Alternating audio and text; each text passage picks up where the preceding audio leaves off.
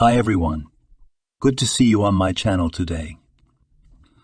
Today I will tell you a wonderful story. It is full of love and kindness. I hope you enjoy it and I wish you an enjoyable viewing experience. Thank you. Nicholas walked slowly down the street, his head down and looking at his feet. He was in a bad mood. A couple of hours ago he had taken his dog to the clinic, where the vet had suggested putting him to sleep as the treatment would be quite expensive. No, I don't agree. Do you hear me? Do what you can now. And the money, I'll definitely find the money. The elderly veterinarian looked at his visitor carefully. Are you sure you want it? The dog was hit by a car. It's a serious matter, you know. The spinal column is injured. True, the true extent of the injury is not yet clear. So, I couldn't help but ask whether you're ready to go all the way or not. Tears glistened in Nicholas' eyes. Of course I'm ready. What's that about? Yes, I have no one in my life closer than Dick. What will I do without him? Do whatever you have to do. I don't mind. Just save him. The vet nodded in agreement. He saw in the young man's eyes what he wanted to see. He felt sorry for the dog, young, strong, hit by a car. It would be possible to fight, of course. The main thing was that the owner would not let him down, and he seemed to be serious. All right, I'll try. You come back tomorrow. I'll keep the dog for now. He looks at you well, devotedly. The vet sighed sadly and summed up. Okay, sure, I'll be sure to come. You just help Dick. I took him in as a puppy, Nicholas pleaded, hope in his eyes. But as soon as he left the vet's office, a new sense of hopelessness came over him. Where will I get the money? This question tormented his mind, depriving him of peace of mind and balance. Of course, Nicholas could ask a little from colleagues at work, but they still could not give the necessary amount of money, and there was a lot of money needed. At the same time, the guy did not even allow the idea that Dick would have to be put to sleep. He loved this dog with all his heart and was ready to sacrifice everything he could to save him. In front of Nicholas' eyes, there was still a huge SUV, which flew past at breakneck speed. This is despite the fact that the guy, together with his friend, was crossing the road on the pedestrian crossing. And what if a person or, God forbid, a child had fallen under the car? Unfortunately, Dick noticed the danger too late, tried to jump back to save himself, but it was only partially successful because the bumper of the SUV still caught him, hitting him in the side. Gently picking up the bloody dog in his arms, Nicholas hurried to the legendary vet. Mr. William could do real miracles, always fighting for the life of injured pets to the end. While his colleagues refused to help hopelessly ill animals, he easily took on the most difficult cases and often won, returning the pet to normal life. From a state of agonizing contemplation on the subject, where can I get the money? Nicholas felt a nudge on his shoulder. The guy reluctantly turned his head and saw a young man in his 30s in a business suit and fashionable Swede shoes. The stranger radiated success and wealth. Nicholas looked questioningly at the rich man. He hesitated for a moment and said, "Listen, lad, what's your name? Do you want to make some money by any chance?" "Sure I do. What are you talking about?" Nicholas visibly perked up. The stranger grinned contentedly. "Now that's talk. Then listen to what you need to do. I'll give you a bouquet ready, and you take it to the cemetery and put it on a grave." "Whose grave?" Nicholas asked immediately. The stranger frowned and pressed his lips together with a displeased look. Nicholas immediately realized that the conversation was not very pleasant for him. "My dead wife's. I have a business meeting to rush to. Today is just a week since the funeral. Well, can you or should I ask someone else?" "Of course I can. It's not a hard thing to do," Nicholas answered immediately, excited by the opportunity to earn some money. The rich man smiled contentedly. "Well then, let's go to the car. I'll hand you the bouquet and the payment. Only you this, I warn you straight away. I don't advise you to cheat. I'll find out anyway. And it's a small world, you know. Come on, I understand everything. I'll deliver the bouquet in the best way," said Nicholas eagerly. Meanwhile, the rich man led him to his car and handed him the flowers. You put the vase in. There's a special place there. The monument hasn't been erected yet. The time is past too short. Now, you will place the bouquet so that the ribbon tie faces east. That's it. Nicholas nodded in agreement. Understood, of course. What's not to understand when everything is clear? Alrighty then. So where's the money? Don't be in a hurry. The cemetery first, then everything else. Nicholas nodded again. He was glad there was money. Of course it would all go to Dick's treatment. How could it not? He was a friend, a brother practically, if I may say so, and therefore he must do all he could to save him. Taking the bouquet, Nicholas turned back and headed towards the bus stop. The way to the cemetery was not a long way, and such a distance could not be covered quickly on foot. The flowers would wither before you reached the cemetery. And this is not good. After all, one should have respect for the deceased. There were not many people at the bus stop, and Nicholas was visibly relaxed. It meant that he would not have to crowd in the aisle and ride in a stuffy cabin. Seeing a poorly dressed guy with an expensive bouquet of flowers, the woman controller ironically remarked, "You must be loaded. What a gorgeous bouquet you have. It must be expensive." Nicholas suddenly felt embarrassed. Can't the inspector see that the bouquet has an even number of flowers? Turning back to the window, the guy decided to leave the question unanswered. But the woman was clearly not satisfied with it. "So how much does this beauty cost? And where does the money for such luxury come from? Didn't you beg for alms near the church?" Nicholas's cheeks instantly flushed, especially after all the passengers on the bus turned their eyes on him. "They're cemetery flowers, and I didn't buy them," the boy replied in a shaky voice. The controller grinned crookedly. It seemed that it was simply impossible to throw her off balance. "The cemetery, you say? All the more, why should such beauty be wasted? It won't help anyway. You could have bought artificial ones, that's all." Nicholas only shook his head. He caught himself thinking that it would be better if he walked. Looking out the window, the guy watched the passers-by, who were hurrying to go about their business, and involuntarily envied their lives. They have homes, normal families. Not like him, no one around. And what could he do when he grew up in a poor family, where his stepfather drank uncontrollably, and his mother worked 3 jobs to somehow make ends meet? When his mother was gone, his stepfather completely lost touch with reality and practically stopped caring about his stepson. Eventually it ended in a fire and the loss of the house. Nicholas ended up on the streets. He went to an orphanage a couple of times, but escaped from there after a week at most. Of course, Nicholas knew what he was doing was wrong, but he couldn't help himself. Street life dragged on, making its own adjustments in the existence of a young guy. Finally, the stop ahead appeared, and Nicholas exhaled with relief. To his great surprise, the bouquet handed by the rich man was quite heavy, although according to Nicholas himself, it should have been much lighter. However, he didn't want to look into the matter in detail, and why should he mind his own business? His role is simple, to deliver the bouquet, and the job is done. Why make something up? Nicholas had been to the city cemetery many times before. He saw off his mother and even his stepfather, to whom he had long forgiven former offenses. Sighing sadly, the boy approached the gate, which creaked nastily with long unlubricated hinges. The air was filled with the fragrance of fresh flowers in the flower beds planted by concerned citizens of the city.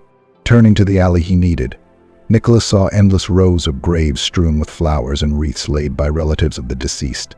As usual, the cemetery was silent, and even if it was broken by the singing of rare birds, it only added to the atmosphere of mystery and universal peace. Nicholas walked down an alley covered with fallen leaves, even though autumn had just begun. The trees were in a hurry to get rid of their summer finery as soon as possible. He walked slowly, occasionally stopping at graves and reading the names and dates engraved on the plaques. He needed Amanda's grave. He remembered the name at once, but he still took the note with a reminder from the rich man, so that the customer would not doubt that the assignment was being fulfilled. Following the instructions, Nicholas passed several old crypts, surrounded by lush vegetation that made them seem like relics of a bygone past. The walls were covered with memorial inscriptions that had turned a dark green color from time and precipitation. Shaking his head, Nicholas walked on to where the new burials were visible. The caretaker's gate was located a little further away, but the vagabond deliberately walked round the side of it so as not to meet him at the entrance. He knew that the old keeper had retired not so long ago, and the new one was arrogant and had a very negative attitude towards the homeless. In the old days, Nicholas had often come to the cemetery in search of food that had been left on the graves. The old caretaker treated vagrants with understanding and never took offense. What's wrong if a hungry person takes a candy or a biscuit? It happens that even a bun will fall to you. Eat, darlings, and remember the dead with a kind word, he said. But the new watchman turned out to be quite different, quarrelsome and angry, saw only bad things in homeless people. Nicholas had already got acquainted with him, and therefore did not want to meet again. Walking along the path further, the guy finally saw a small cross with a photo of the deceased, mourning wreaths and wax candles, which created an atmosphere of grief and sadness. Nicholas approached the cross almost closely to finally eliminate the possibility of a mistake. Amanda Harrison, Nicholas read silently, moving his lips. At that, the boy was overcome with mixed feelings. On the one hand, he felt sorry for the sweet woman with the sad brown eyes, and on the other hand, he couldn't understand why the rich man couldn't find time to bring flowers to the cemetery himself. Is he really that busy? With his abilities and the availability of a car, it could have been done quickly, and the late Amanda would surely have been more pleased, even if in the afterlife. But that didn't change the point. Amidst the ringing silence of the cemetery, he bowed his head in silence, remembering his departed relatives. The bouquet in Nicholas's hands trembled as he leaned over the vase to place the flowers in it. Suddenly something glinted in the midday sunlight, and the strange glint came from the bouquet, not from anything else.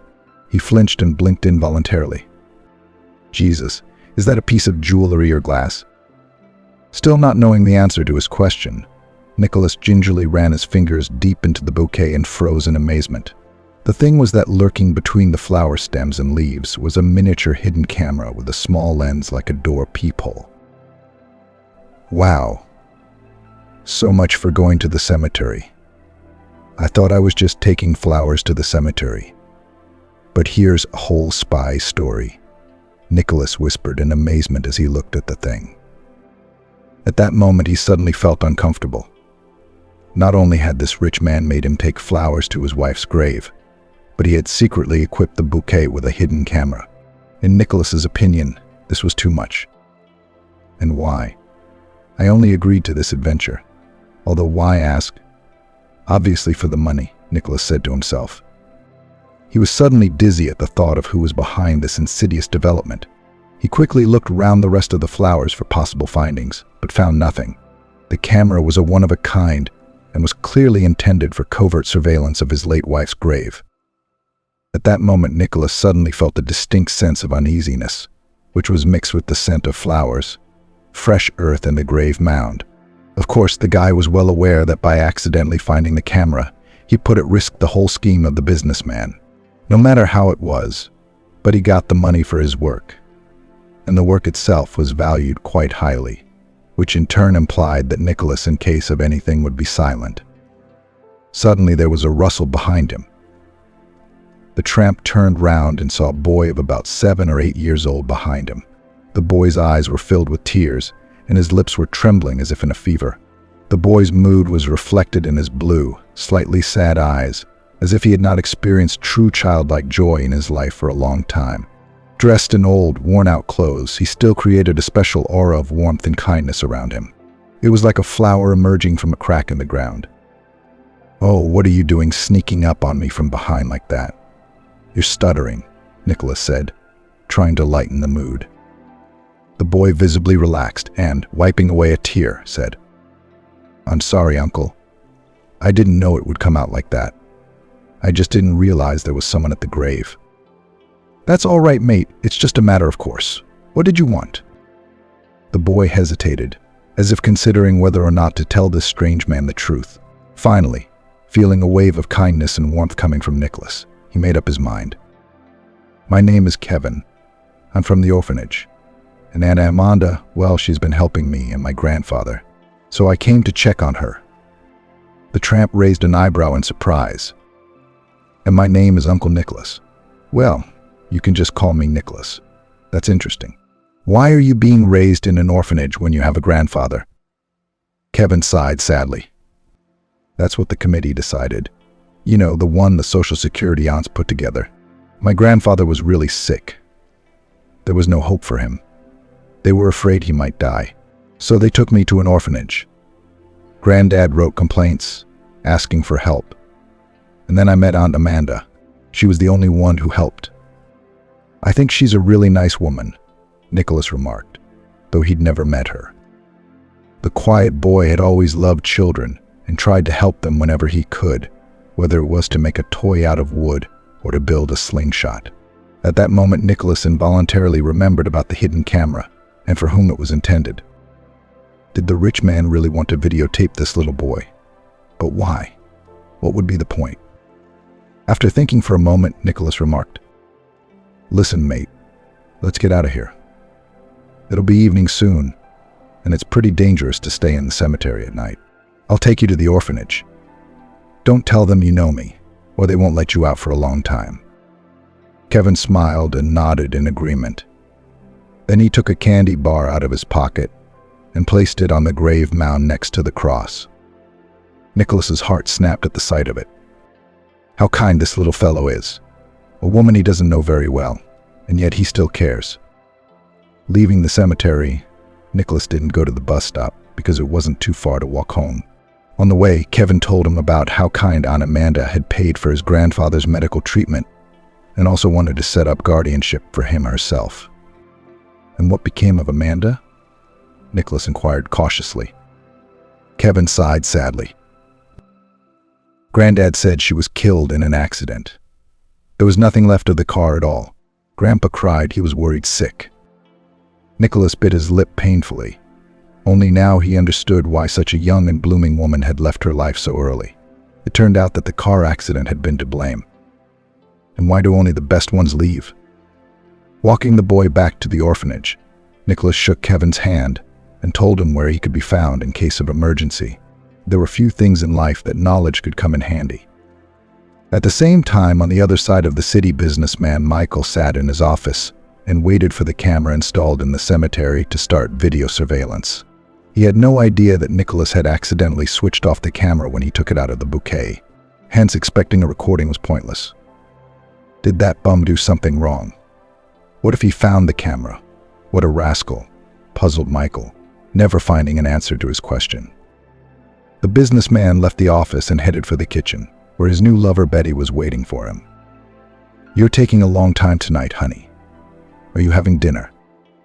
Michael looked at his mistress with a smile. "I will, of course I will. I've been sitting in my office for a long time, but I can't do without it. The camera thing didn't work out, I guess. Amanda outplayed me again." "And let me ask you, what did she beat you at?" Betty asked in surprise. Michael wrinkled his nose like a toothache. "Well, how can I put it? When she was gone, I thought all the assets would go to me. That's not how it turned out. According to the notary, Amanda's inheritance will go to a man whose name is kept top secret. Who could that be? Who's the rich, lucky man?"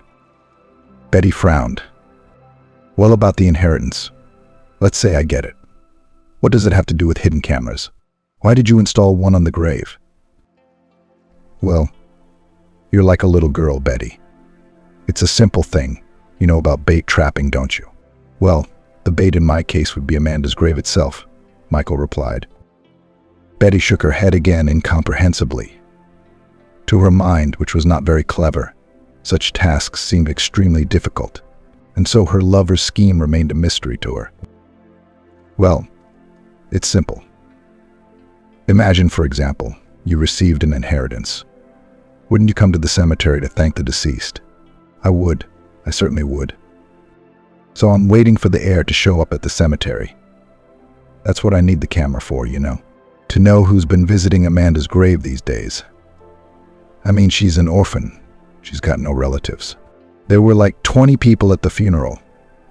That means whoever comes will be the heir," Michael explained in an orderly manner. Betty smiled. "I always knew you were smart. I can't believe you'd think of something like that. That's clever." Clever, clever. But the camera doesn't work for some reason. And why didn't I take the flowers myself? I didn't want to make a fuss about the air. Amanda wasn't stupid either, so it's all covered up. All I know is it's a lot of money.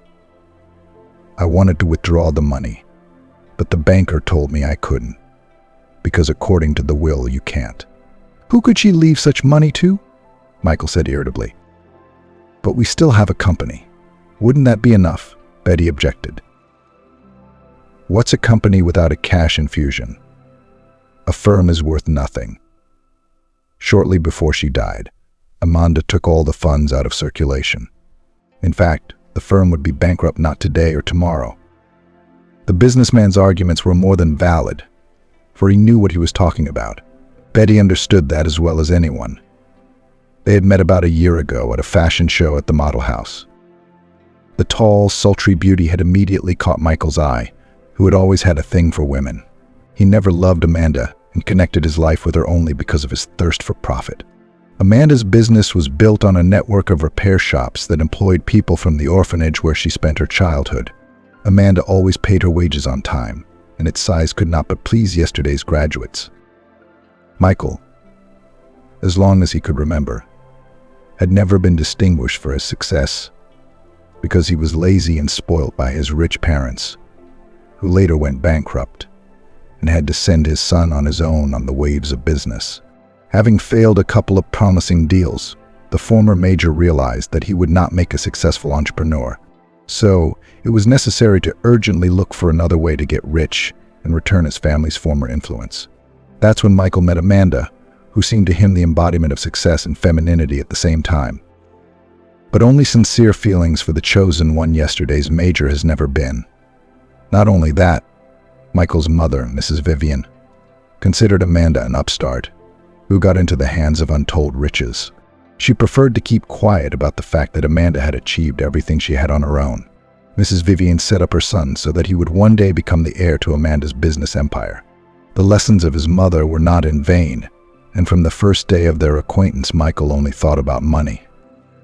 Amanda's death was definitely to his advantage. In his mind, he had already divided her financial savings and imagined himself a rich man. But the unexpected bequest confused the cards. And who did she leave it to? Who's the lucky guy? Realizing that only the deceased wife knows the answer to this question, Michael decided to act more decisively and first intended to talk to the very vagrant, who, because of his laziness, instructed to take the bouquet to the cemetery. Naturally, Nicholas knew nothing of this. The next morning he went to the veterinarian who had treated Dick. As it turned out, Mr. William had performed the operation at his own risk, the results of which were still very uncertain. But it hasn't got any worse, has it? Nicholas asked anxiously. The doctor interlocked his fingers and looked at his guest. No. It hasn't got worse, of course. Really, it's gotten better, too. Dick is rather in a borderline condition now, you know. But he's young, he's got to make it. And then God willing, continued the doctor. A glimmer of hope appeared in Nicholas's eyes. Here, take the money here. I'll bring more. You just don't stop the treatment. All right? The vet smiled. Don't worry, lad, I'll do the right thing. I didn't choose this profession for nothing, even though my parents were against it. So I don't treat my pets for money. He's a good dog, I believe he'll pull through. Tell me, can I at least have one look at him? I'll be quick. Really, Nicholas begged. The doctor sighed sympathetically and then led the lad into a room that served as a ward for operated pets. Dick lay on a couch standing in a corner of the room. It was covered with soft bedding for comfort. Biting his lip painfully, Nicholas saw his pet's chest heaving.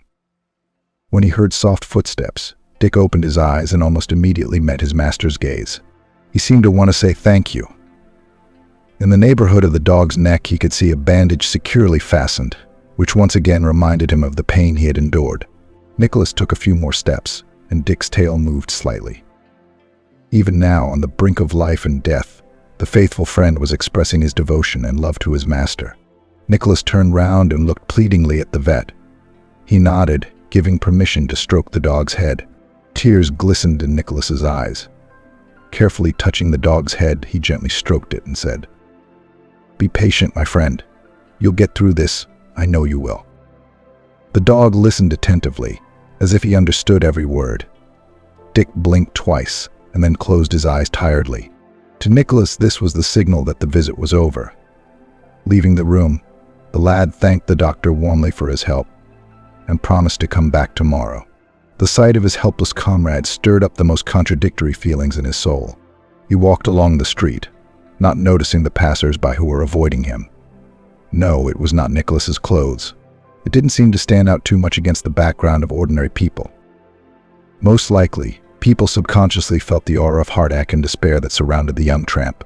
Nicholas still couldn't think why the driver of the SUV had increased the throttle when he saw them at the pedestrian crossing.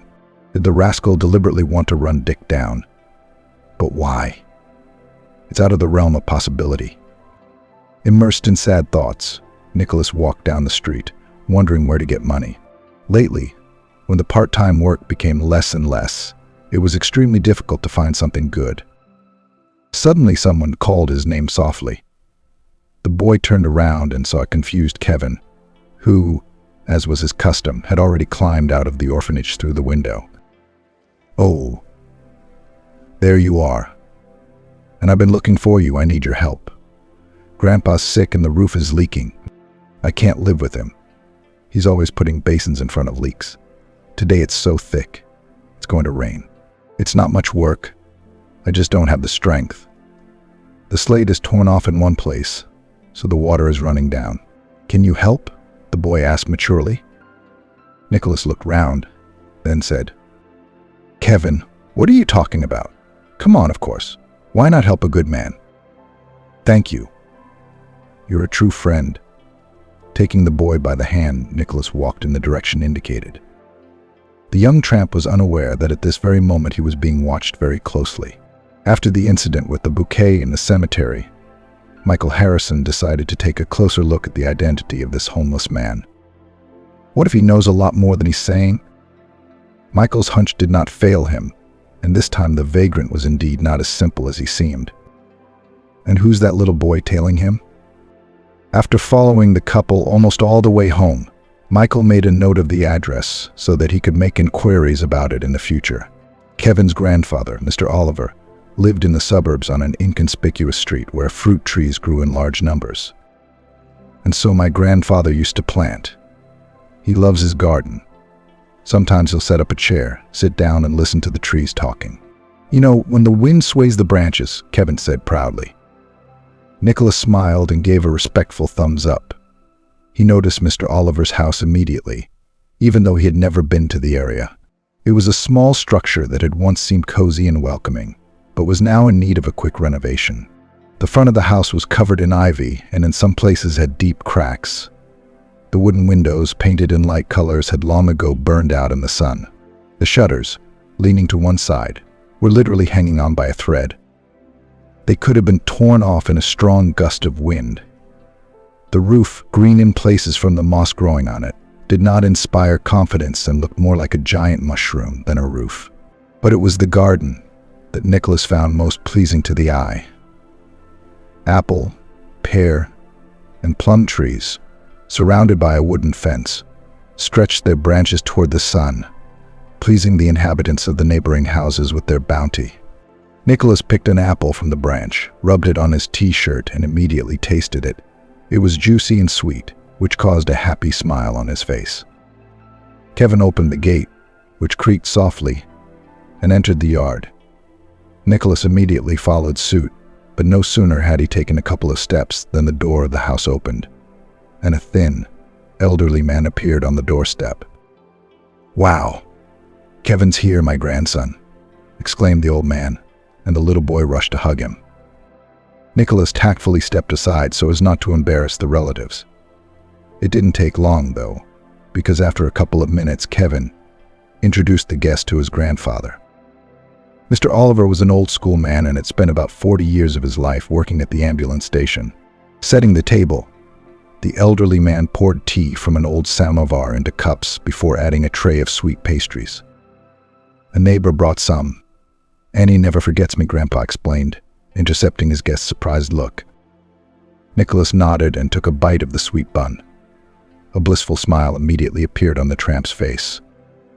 Wow, this is delicious. Haven't had one of these in ages.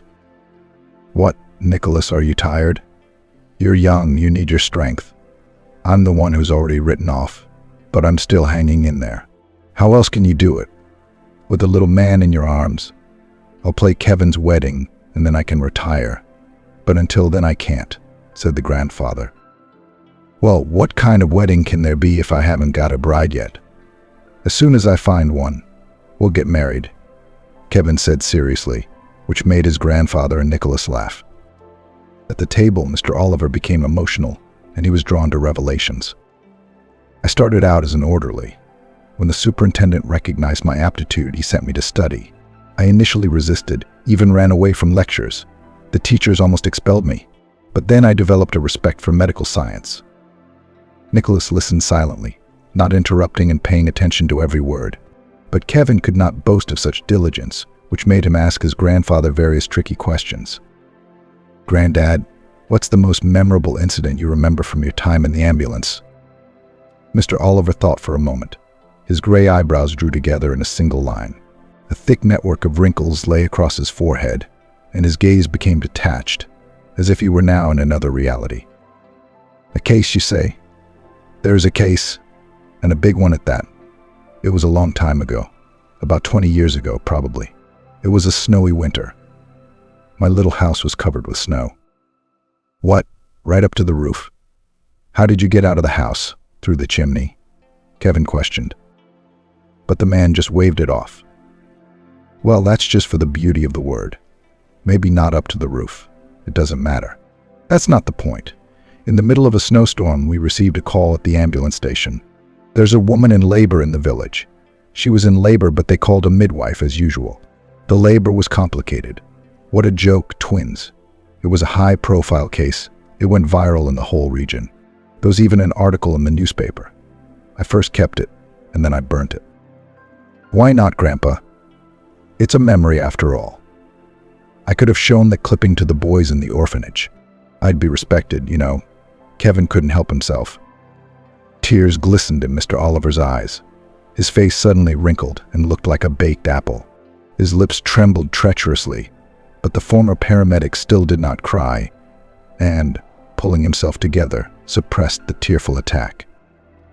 I was ashamed of myself, grandson. Very ashamed. Your Miles, while he was making his way to his mummy, an hour and a half had passed, thanks to a good tractor driver who cleared the road and helped us out of the skid. And then, as soon as I saw the woman in labor, I knew at once that there was no escape.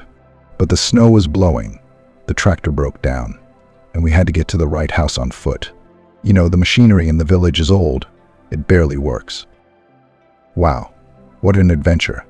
Grandpa, you're a real hero. Wait, hero. Don't be in a hurry. The childbirth was not very healthy. It was rumored that 6 months before the birth her fiancé drowned in the river.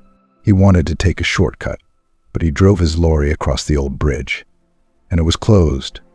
It was in disrepair. So, in other words, the poor guy went underwater. I immediately realized that we would have to suffer a lot, both the woman in labor and us, the doctors. And the snow keeps blowing. Soon the cleared area was covered with snow again, and I decided to give birth at home. There was a case in the hospital, so this woman went straight to the cesarean. But what about here? So I had to find a way out. I did everything I asked. And she was a good girl. She had a lot of character. She gave birth to a girl first, a thin girl like a doll, and the boy was a little bigger, a real hero. He flatly refused to show himself to the light of God. His mum was exhausted, and then she had some kind of reaction. Whether from painful shock or something else, she started choking on her heart. Her larynx started to swell. I knew immediately that the situation was extremely dangerous. But what could I do? I'm not a surgeon. At this point, Mr. Oliver paused, making it clear that it was very painful for him to talk about such things. Nicholas listened to him as if spellbound. All the possible variants of the further events of the story flashed through his mind, but what followed shocked him. I'm sorry, grandson. Let me tell Nicholas everything separately first, so that it won't be so graphic, Mr. Oliver asked gently, causing the boy's face to show a childish resentment. He did not, however, contradict his beloved grandfather. He left the room, closing the door tightly behind him. Mr. Oliver looked into Nicholas's eyes, as if seeking support in them. I'm sorry I did that, I just couldn't do it any other way. Anyway, she started choking. We can't get out of the snow. The situation is desperate, and she could die, and the unborn baby. Thank you, I didn't get hysterical. I even started to calm the poor thing down. When I tried to relieve the laryngeal edema, I had my doubts. It seemed to work. The drug helped. The poor thing was able to breathe more or less normally, and literally pushed the boy out with all her might. He's healthy, I'll tell you. He's a sight to behold. Nicholas looked at the older doctor with respect. So what are you ashamed of, Mr. Oliver? You did the right thing. After his guest's words, tears streamed down his cheeks from his grandfather's eyes. They around his salary and beard made it glisten in the light of the burning chandelier overhead. Nicholas gently touched Mr. Oliver's wrist and tried to reassure him. But there was only one thing that could help in a case like this: time and silence. At last, Mr. Oliver calmed down and came to the main point. The road was only cleared by evening, but the woman in labor didn't wait for it. The poor woman left, leaving the babies orphaned. The commission had to deal with it for a long time. They made me guilty. They said it was me who provoked a heart attack with that very drug for suffocation. They suspended me from work and started an investigation. However, the case was closed afterwards. But my regret is not about that, Nicholas, but about the fact that at least one child did not take a family. I started the paperwork twice, but Gwen and I couldn't afford 2 children. And we didn't dare to separate the little brother and sister. How could we do that? And I was getting on in years. Nicholas nodded sympathetically and added in a low voice, "It happens." Mr. Oliver looked apprehensively at the door behind where Kevin was and gave his guest a meaningful look, hesitated a moment, then said, "You may not believe me, but that same rescued twin girl found me the other day. Can you believe it? Just like that. She came in and told it like it is. I didn't tell Kevin, he doesn't need to know. Only the girl's name was Amanda. Her mom died, they say. But she was such a good, kind person. She paid for my treatment, and I refused. It was shameful, being a grown man after all, but she insisted." Nicholas's breath caught in surprise. "So she found you on her own, just like that. How did she know about all this?" Mr. Oliver sighed sadly. "I think she hired someone. Private investigators can do wonders these days. Someone at the orphanage must have secretly told her about her birth, so she decided to find me. The only bad thing is, Amanda never found her brother. They were separated when she was 2, I think. It's a sad story." Nicholas sat staring at the former paramedic as if mesmerized. Do such events really happen in life?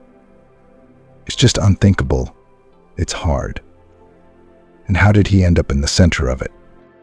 Nicholas was brought out of his agonizing musings by the sound of the door opening, and a second later Kevin's disheveled head appeared in the gap. "Grandpa, have you all talked yet? I'm bored already."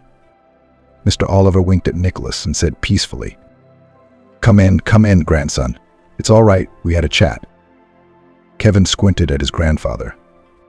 "The story ended well, didn't it, Granddad?" "It did, Kevin, it did." "How?" "Good always triumphs over evil."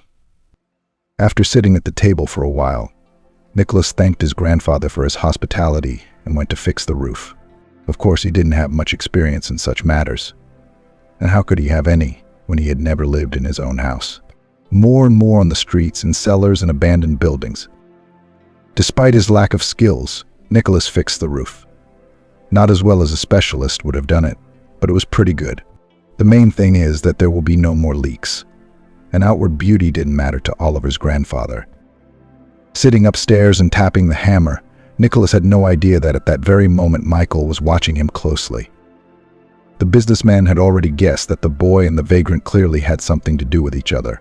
Determined to find out, Michael called the head of security, whom he had once saved from prosecution for theft. Terrence did not have a legal education, but in solving slippery issues, he was no equal. It was to him Michael entrusted the elimination of his wife, but blind chance had a way of working things out. While Terrence was developing an attempt on Amanda, she was in a car accident, which greatly facilitated the conspirators' task. The only thing Michael miscalculated was that he didn't have time to make a will.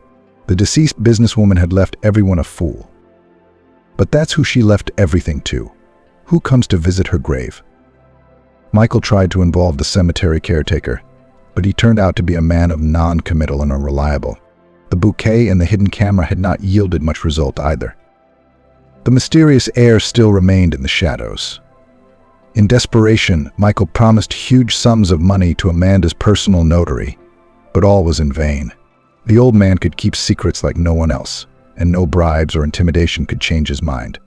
Having finished with the roof, Nicholas washed himself under the old wash basin and even wiped himself with a terry towel. "Thank you, Nicholas, for helping me out. I'm not going to be able to climb up to the roof. As soon as I get on the ladder, I get dizzy and dizzy," said Mr. Oliver, embarrassed. "Come on, it's not that hard for me." And Kevin's grandson asked for it. "He's such a good little boy," Nicholas said, smiling. "He is what he is. But he likes to be naughty, and he runs away from the orphanage too often. How many times I've asked the director to help me get my grandson back, but he's just like the wall. He says I'm old, I might die and the boy will see me. And that's how we live. Well, maybe we'll be lucky. Grandpa, don't listen to the director. He likes big money, but we won't give him a penny." Aunt Amanda promised to help, but she didn't have time. "Maybe someone else will help us out," Kevin intervened in the conversation. Nicholas exchanged a meaningful glance with Mr. Oliver and said goodbye to the kind host. The boy was still under the impression caused by the elderly paramedic's story and thought only of the late Amanda. How cruel life can be after all. She died in an accident before she could find her family. Nicholas shook his head, said goodbye to his grandfather Oliver, and walked towards the city with Kevin.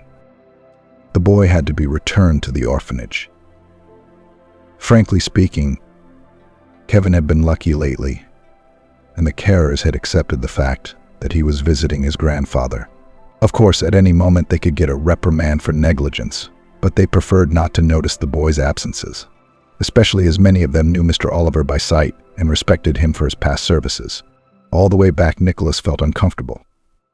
An unpleasant feeling in the back of his mind did not let him relax, forcing him to think over and over again about the story of the former paramedic. "If anything, I live in the janitor's den. Well, there, behind the grocery store, you'll find it." I think Nicholas waved goodbye. "I'll be sure to drop in, Uncle Nicholas. Why should I stay in this orphanage? We'll go to Grandpa's, pick apples. I want to start a business. I'll sell my grandfather's apples. I'll stand by the roadside and make money," said the boy excitedly. "Well, go on, businessman. We'll sort it out later," Nicholas smiled.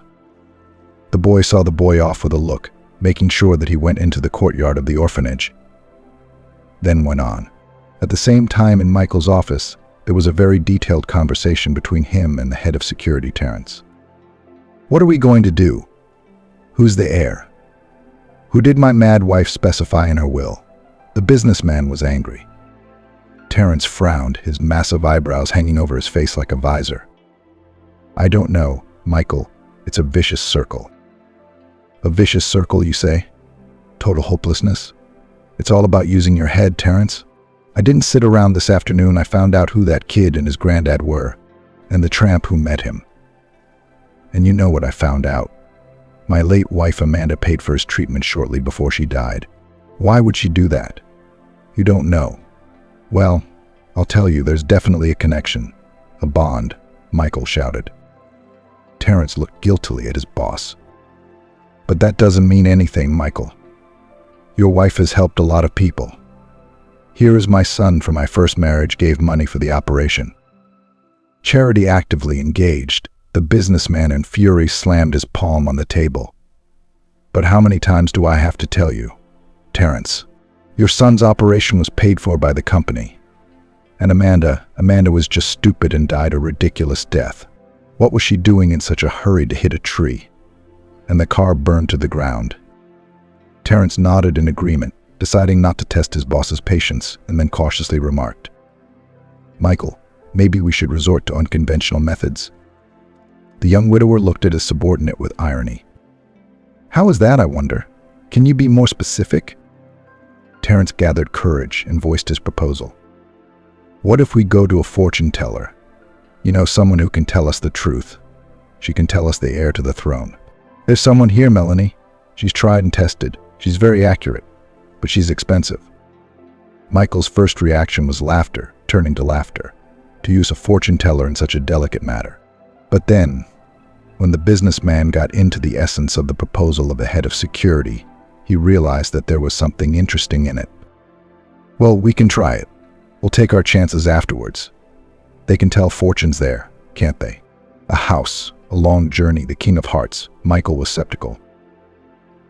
"No, she's a true seer.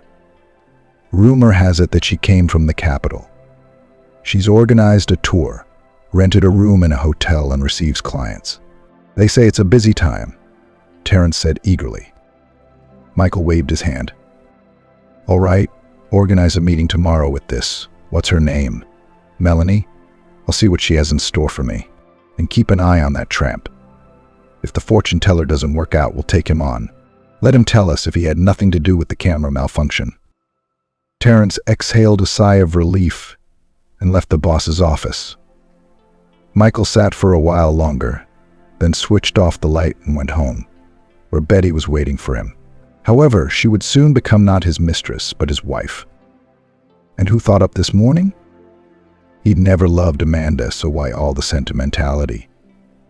But no, in public he had to pretend mourning on his face and sometimes even cry, putting a handkerchief to his face. God, it's disgusting and disgusting. Betty met him in the living room with a smile on her face. "Hello, how was work?" Michael threw his jacket off his shoulders and grumbled unhappily. "How could I have worked out? There's nothing but trouble all round. The firm is bankrupt. I never found the heir. That tramp screwed up big time. For Christ's sake. Amanda the bastard. She's been bad for me in the afterlife. She's been looking after some granddad, some boy who's no one's property. Maybe he is the heir. But the grandfather or the boy? Your neighbor's brains are all messed up from the orphanage. Opens shelters for homeless animals, pays for the treatment of strays. She's silly, I'll say," said Betty, which made her lover very interested. "Why, that's a thought. Could the heir really be this kid? Amanda might well have thought of such a thing." Betty smiled enigmatically and approached Michael almost closely. "And I have a surprise for you. Soon, in about 8 months, there will be 3 of us." Michael looked at her incomprehensibly. "What do you mean 3? Is this some kind of joke? What are you talking about?" Betty pouted resentfully and took a couple of steps back. "What do you mean, Michael? I'm pregnant, okay? I mean, we're having a baby. Honestly, that's not the reaction I was expecting from you. Not at all. It's like you're swearing to me that you love me." Michael lowered his eyes in embarrassment. The news Betty had told him had shocked him into believing in a miracle. It had never worked with Amanda, and now they knew each other for nothing. But Michael didn't want to show his confusion, and that wasn't the main thing. The most important thing now is to find the heir and deal with him finally. And then, when everything is solved, you can think about a cozy nest in a house by the sea. "I'm sorry, love, it's just work. I snapped out of it and said the wrong thing," Michael said, trying to hug her. But Betty had already worked herself up into a tizzy and didn't want to give in without a fight. She liked to make a scene, and she was good at it, especially when there was something to be gained. Betty had long thought about a new car, but to get money from stingy Michael to buy it, had to go to extreme measures. But the businessman himself at this point thought not about the birth of the child, and a visit to this strange fortune teller Melanie. Michael worked out in his mind the questions he intended to ask the fortune teller in order to find out the name of the heir. Since Terrence had already arranged a meeting for tomorrow, the businessman could only wait. In the morning, in anticipation of an important conversation, Michael flatly refused breakfast and put on his best suit. Despite the fact that the fortune teller took on the opposite side of the city, the businessman arrived half an hour before the previously agreed time. As it turned out, the fortune teller was already in place and sat at her desk. Her fiery red hair fell over her shoulders, partially covering her forehead, artfully arranged in curls. Melanie's face was covered by a dark veil, which only added a touch of mystery to her image. The room smelled of some incense, which made Michael cough and immediately covered his palm with his hand. "Good afternoon. What a smell you have here. Is that basil? I'm allergic to basil. Can we get some air in here? I'm actually an appointment." Michael Harrison, the businessman, began. Melanie gave him an assessing look, then gestured to a chair. Her voice sounded muffled, distant, as if it came from somewhere far away. "Sit down, Michael. I know who you are. Incense is part of the ritual, as are mirrors, candles, and other paraphernalia." A wave of nasty shivers ran down Michael's spine. Why had he agreed to this? What next? This one would probably take a tambourine and start bouncing around him with songs. Meanwhile, Melanie asked the guest to describe the problem in detail. "What, to say everything?" the businessman asked anxiously. Melanie hummed strangely and continued. "Sure. Imagine it's a confession or a doctor's appointment." Michael swallowed convulsively and, choosing his words carefully, began to describe the essence of the problem. Of course, he did not mention that in the recent past he intended to remove his wife and become sole owner of the business. Melanie, however, was not so stupid as not to read between the lines. After a theatrical pause, she looked carefully into the eyes of her interlocutor and whispered, "Take the mirror." Yes, the one on the corner of the table. Look in it, and there you will see what you are looking for." Michael shook his head unhappily, but did not refuse. His eyes were watering from that damned basil, his throat was sore, and he felt as if he wanted to fall through the ground. Michael looked in the mirror and saw nothing, except his face, of course, which showed signs of sleep deprivation and alcohol abuse, especially in the evenings. There was a mute question in Michael's eyes. The fortune teller smiled and asked quietly, "Well, do you see in the mirror, Michael?" The businessman's cheeks flared with anger. "What do I see? Myself, of course. Who else? Is this some kind of joke?" The fortune teller suddenly stood up from the table and hovered over him like a ghost. "That's right, you see yourself. And what do you see in yourself? What specific traits can you name?" Michael shook his head incomprehensibly, but it was impossible to stop her. Approaching almost closely, she said in an icy tone, "I see a liar, a traitor, and a failed murderer. Don't you?" Michael turned pale and almost collapsed from his chair. The fortune teller's voice seemed vaguely familiar to him, especially in that tone. Where had he heard it before? Melanie laughed triumphantly, then pulled off her veil and removed her red wig. Michael gasped. "And Amanda? Was it really you? How is that even possible?" Amanda, and it was really her, smiled and began to carefully wipe off the remnants of her makeup. A little later, she said, "Yes, it's really me, as you can see, alive and well. In fact, I knew for a long time that you wanted to get rid of me. I just wanted to catch you in the act. But don't frown. It doesn't suit you. You probably would have got what you wanted if it wasn't for one thing. But thanks to Terrence, the head of security. I helped his son sincerely, out of love for his children, and he, a kind soul, gave me all your secrets as a reward." Michael clenched his fists until his fingers ached and rose from his chair. "I'm going to smash you and that Terrence and his family, the bastard." Amanda took 2 steps back and waved her hands in protest. "Don't even think about it, honey. Do you really think I'm that stupid? There's a recording device in the room, and it's going to the police. So I wouldn't advise you to get your hands dirty." Michael punched the air with his palm in impotent anger, and Amanda, savoring the moment of victory, said, "You didn't even bother to come to the lineup, even though there wasn't one. You essentially put an empty coffin in the ground, honey. All thanks to Terrence. His little boy's such a good boy, he likes to draw. He's in art class. And you still haven't realized the simple truth. The businessman shook his head contritely, and then turned his gaze to his wife, who had outsmarted him on all fronts. So who is still the heir in the event of your death? Or was it all a sham from start to finish? Amanda stepped closer and smiled an open smile. An heir. And the heir was none other than your head of security, Terrence. What, you didn't expect that? You've probably heard the story of my missing brother. Well, Terrence is my brother.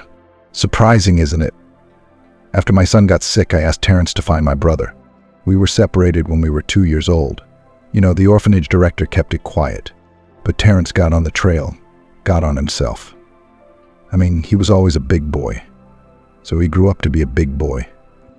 The door behind Michael's back opened quietly, and in the doorway appeared the formidable figure of the head of security, surrounded by police officers. Only now the businessman realized that he had fallen into a trap set by his cunning wife and his newfound brother Terrence. Amanda smiled at her brother and dialed the number of the director of the orphanage. "Hello, Mr. Norman? It's Amanda. How are Kevin's adoption papers coming along? Are they ready?" Yeah, him. Are they ready? Oh, that's great. I'll be right there. Wait for it." The fortnight flew by.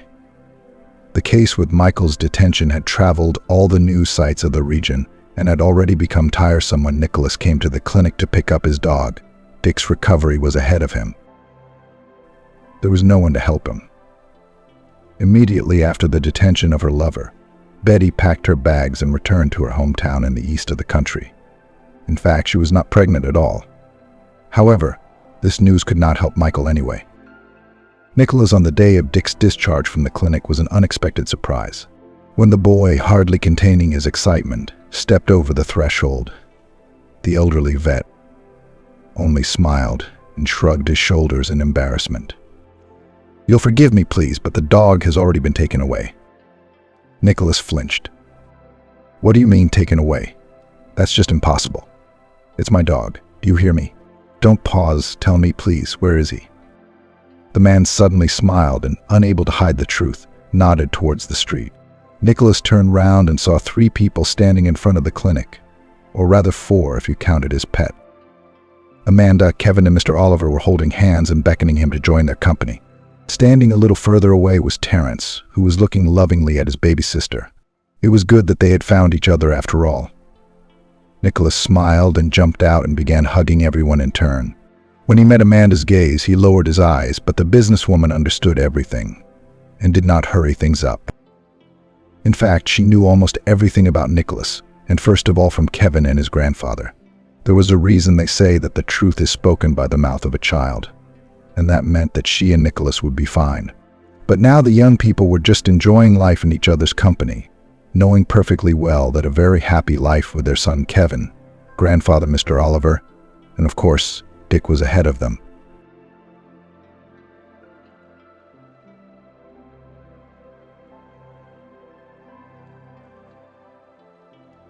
Jason Smith had never pretended to be something he wasn't. At school, everyone knew him as the son of a successful businessman.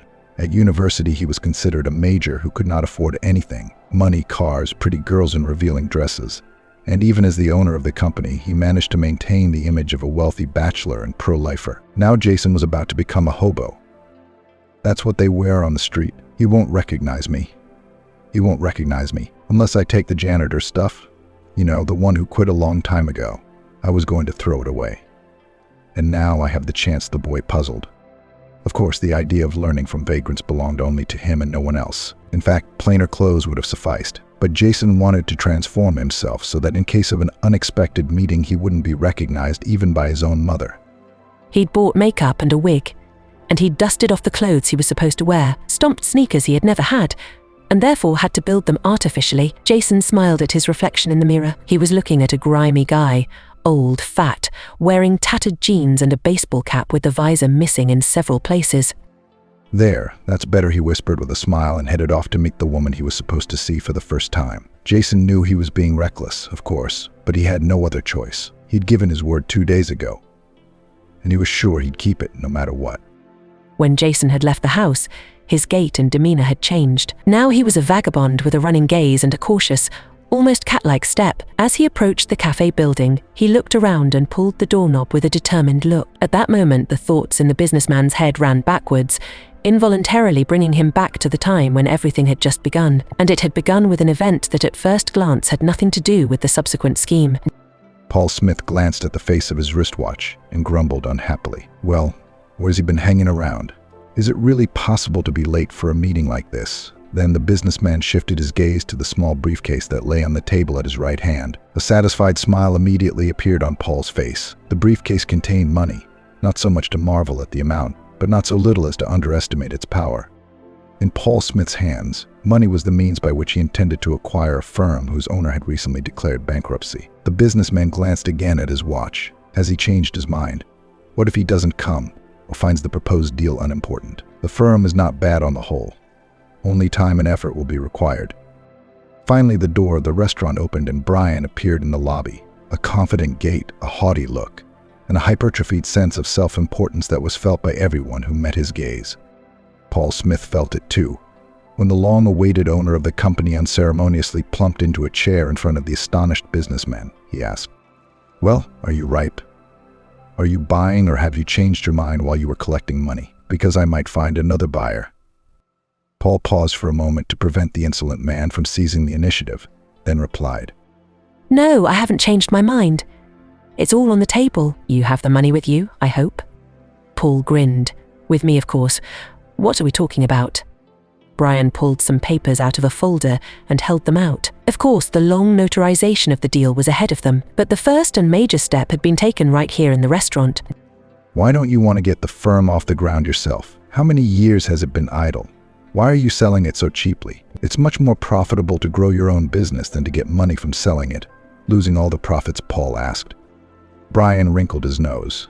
To tell the truth, he was annoyed by this polite you-in business courtesies. But if he could get a grip on himself, he might not even notice the trouble. Why be nervous about nothing? But Brian did answer the question. "Why do I need this firm? I'll find another one, no problem. How many bankrupt firms are there in the city? There's always some loser who's going to go bad at some point. There's this little firm, owned by some girls before me. Naive, simple as a cork. So I taught them a lesson. And at the same time, I took over the company, but not me, so someone else. What difference does it make?" Paul Smith shook his head. Feeling the intense irritation of dealing with this insolent bugger, he knew that Brian was a vulture, a man who bought up bankrupt businesses for next to nothing and sold them for a lot more. There were rumors in town that in some cases Brian himself helped owners go bankrupt, acting by raiding methods. Finally, the preliminary agreements were reached, and the partners left the restaurant. Paul Smith exhaled a sigh of relief. Dealing with Brian had been worth it, especially considering his business partner's bad reputation. He also wanted very badly to wash his hands with soap and water, as if he had touched something dirty and disgusting before. On the other hand, he hadn't done anything wrong and had just bought the firm that Brian had resold. Not him, someone else. As they say, no big deal. At least Paul Smith's son will now be in business and won't be going to the pubs and nightclubs. Well, that'll be a test for him. A test of strength, so to speak. The insistent trill of the alarm clock jerked Jason out of a deep sleep. He cringed and opened his eyes with difficulty, whispering, "Oh, I have to go to work again." Damn it, there was a simple explanation for the heavy awakening. Jason had stayed up late last night working on paperwork and had gone to bed after midnight. Now his body was taking revenge on its master and refusing to work as it should. Jason got out of bed and went to the bathroom to take a contrast shower. At the moment, it was the only thing that would bring him back to life and make him finally wake up from his shower. Jason brewed a strong cup of coffee, which finally cheered him up and put him in the mood for work. He had only recently taken over the firm after his father had bought him a company that had been declared bankrupt. Of course, he could have put his own business in his son's hands, but he was in no hurry to do so and took a wait-and-see attitude. Jason understood this and worked hard to prove his father's worthiness. Paul Smith started at the bottom, and the firm was his brainchild. Sometime back in the 90s, he left the factory and plunged into the turbulent waters of business. Jason was a late bloomer. I guess you could say he suffered. Paul and Sarah had gone to all kinds of places and tests. Nothing. The pregnancy either failed early or never came at all, and the age was such that they could not waste time thinking about it. And when they were about to adopt a boy from an orphanage, a real miracle happened. The pregnancy test showed such a desirable 2 stripes. However, This in itself did not mean anything, because Sarah was afraid that she would not be able to bear a child. Paul then was not himself, literally carried his wife in his arms. Despite the fact that the entire pregnancy Sarah was worried about severe intoxication, dizziness, the birth itself was surprisingly easy. Paul's happiness knew no bounds. At last he would have an heir. What could be better? But the older his son got, the more Paul began to doubt that he would be able to lead their family business. Jason was too frivolous and wasteful. Restaurants, nightclubs, and expensive cars. Of course, Jason wasn't what you'd call a spendthrift. Anyway, he was thinking about the future, and he was even dating the girl he considered his fiancée. Violet, like Jason, had grown up in a wealthy family. At first glance, they had plenty to talk about. On the other hand, Jason felt that he lacked a breath of fresh air and a sense of freedom when he was with his fiancée. Violet was predictable to the point of boredom, thinking only of beauty salons, restaurants, and expensive things. Of course, Jason wasn't a saint either, but he still wanted something different, something that would make him cheer up and save her life. Because of that, he occasionally threw rowdy parties where he tried to get rid of his feelings of longing and loneliness.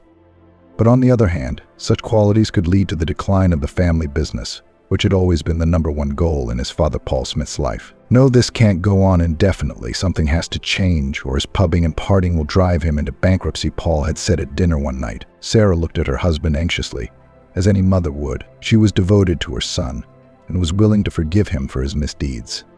"Honey, but Jason is still so young. Who doesn't make mistakes at his age?" Sarah said. Paul pressed his lips together unhappily. "Mistakes. His mistakes have been costing me too much lately. Michael Johnson is the same age as Jason, and he's already helping his father. He could be a nightclubber, too."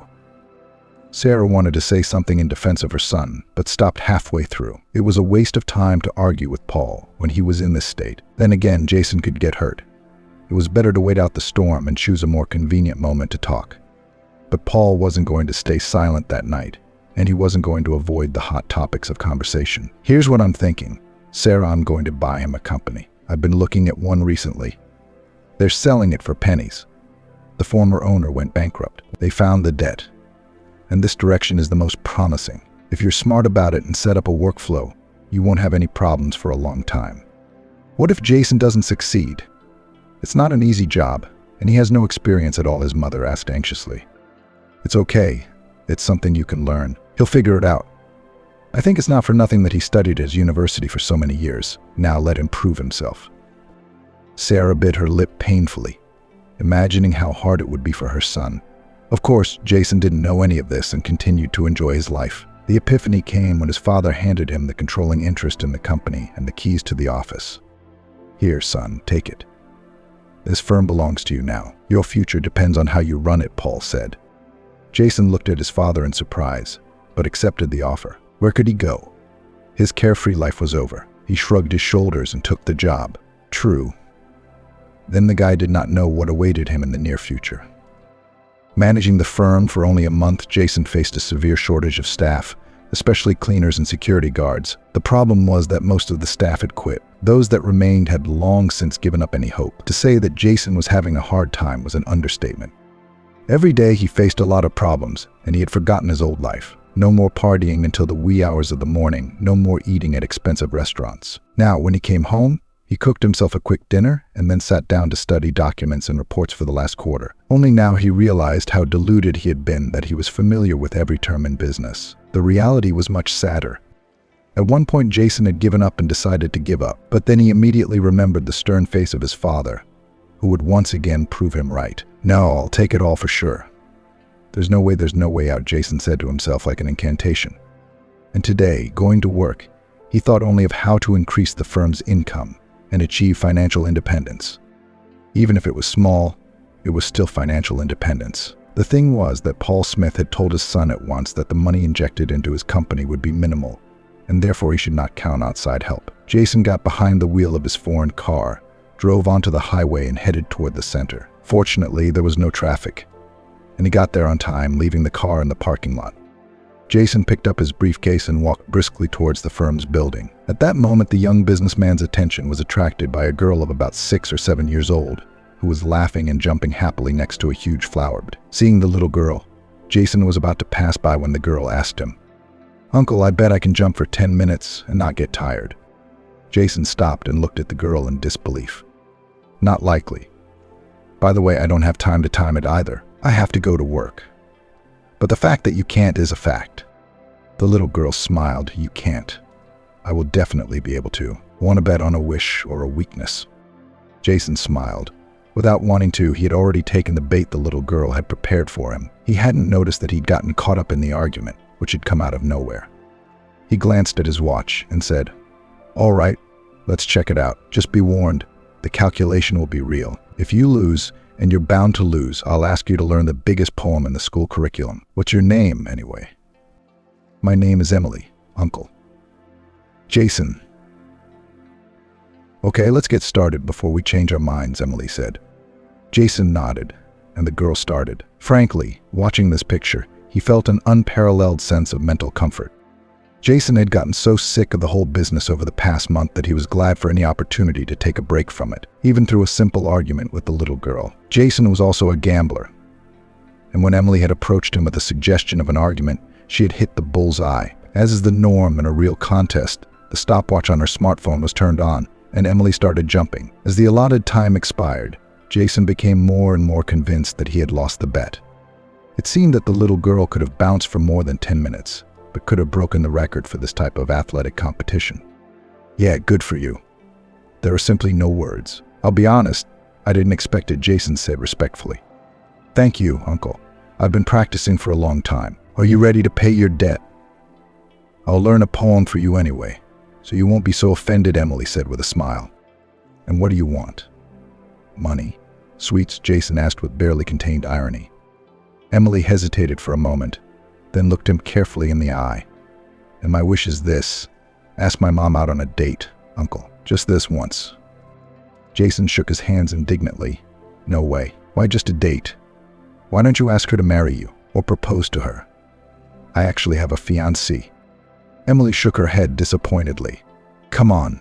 I wasn't counting on anything anyway. All you rich people are the same. All you know how to do is lie." The girl's words disarmed Jason, and what he'd thought of as an innocent joke suddenly took on a different meaning. He didn't want to deceive the girl, especially since he could tell from her appearance that she'd grown up in a poor family. Trying to make it up to her, Jason mumbled embarrassedly, "All right, a bet is a sacred thing, as is a debt. I always pay my bills. Tell me what's what." A cute smile immediately appeared on Emily's face. "Okay, Uncle, but when you ask my mom out, go easy on her. She doesn't like you rich people very much." Jason nodded, and despite the limited time, listened to her confused explanations. Then he wished Emily a good day and gave her his word that he would keep his promise. He didn't know exactly how Jason would do it, though, so he decided to take a moment to think it over. The meeting with this girl had stirred up feelings in the businessman's soul that he hadn't even realized he had. For the next 2 days, Jason couldn't think of anything else but the upcoming date.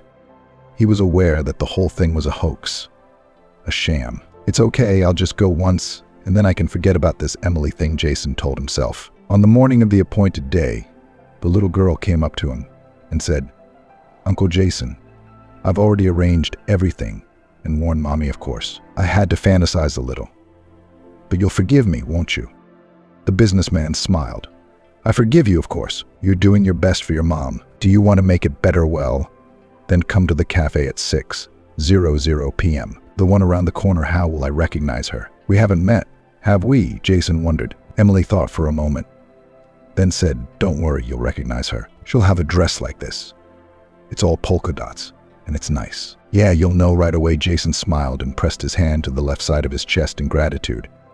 The whole thing seemed like an adventure to the businessman, an adventure that would cheer him up and entertain him. And now, entering the cafe as a tramp, Jason felt an unparalleled excitement. A woman in a dress would appear, and he would have to play the part of the suitor for the evening. But no sooner had he crossed the threshold of the cafeteria than a guard blocked his path. "Where are you going? You must have the wrong address. This is not a social canteen. Don't even count on a free meal." Jason froze at the security guard's surprise and insolence. Then, forgetting he was wearing a hobo outfit, he grabbed his assailant by the lapel of his jacket. "What do you think you're doing, asshole face? What, you want a tip? I'll give you a couple of slaps and take you to your master by the ear. Then you'll know how to greet respectable people. You're the respectable one, all right? And God be with you." "Drink some, psycho," the guard hissed. Jason smiled victoriously and glanced at his reflection in the mirror. Why am I so angry? Keep your voice down, be out of line, the businessman told himself. He didn't notice Emily's mom right away. As it turned out, she was sitting at the same table in the cafe the girl had mentioned. Jason came closer and said politely, "Good evening. My name is Jason. May I sit at your table?" The stranger smiled and gestured to a chair. "I have a seat, of course. My name is Jennifer." Jason was about to say something in response when a waitress came to their table and handed him a menu with a squeamish look. The disguised businessman took it in his hands and only now realized he'd forgotten to take cash. He had a bank card with him, and more than one. But how would he explain the unlimited card to the woman he was talking to? Jason blushed and realized he'd have to give up the expensive orders. Flipping through the menu pages, he tried to choose something more or less acceptable. "Why don't I order?" "It's no trouble at all," Jennifer asked with interest.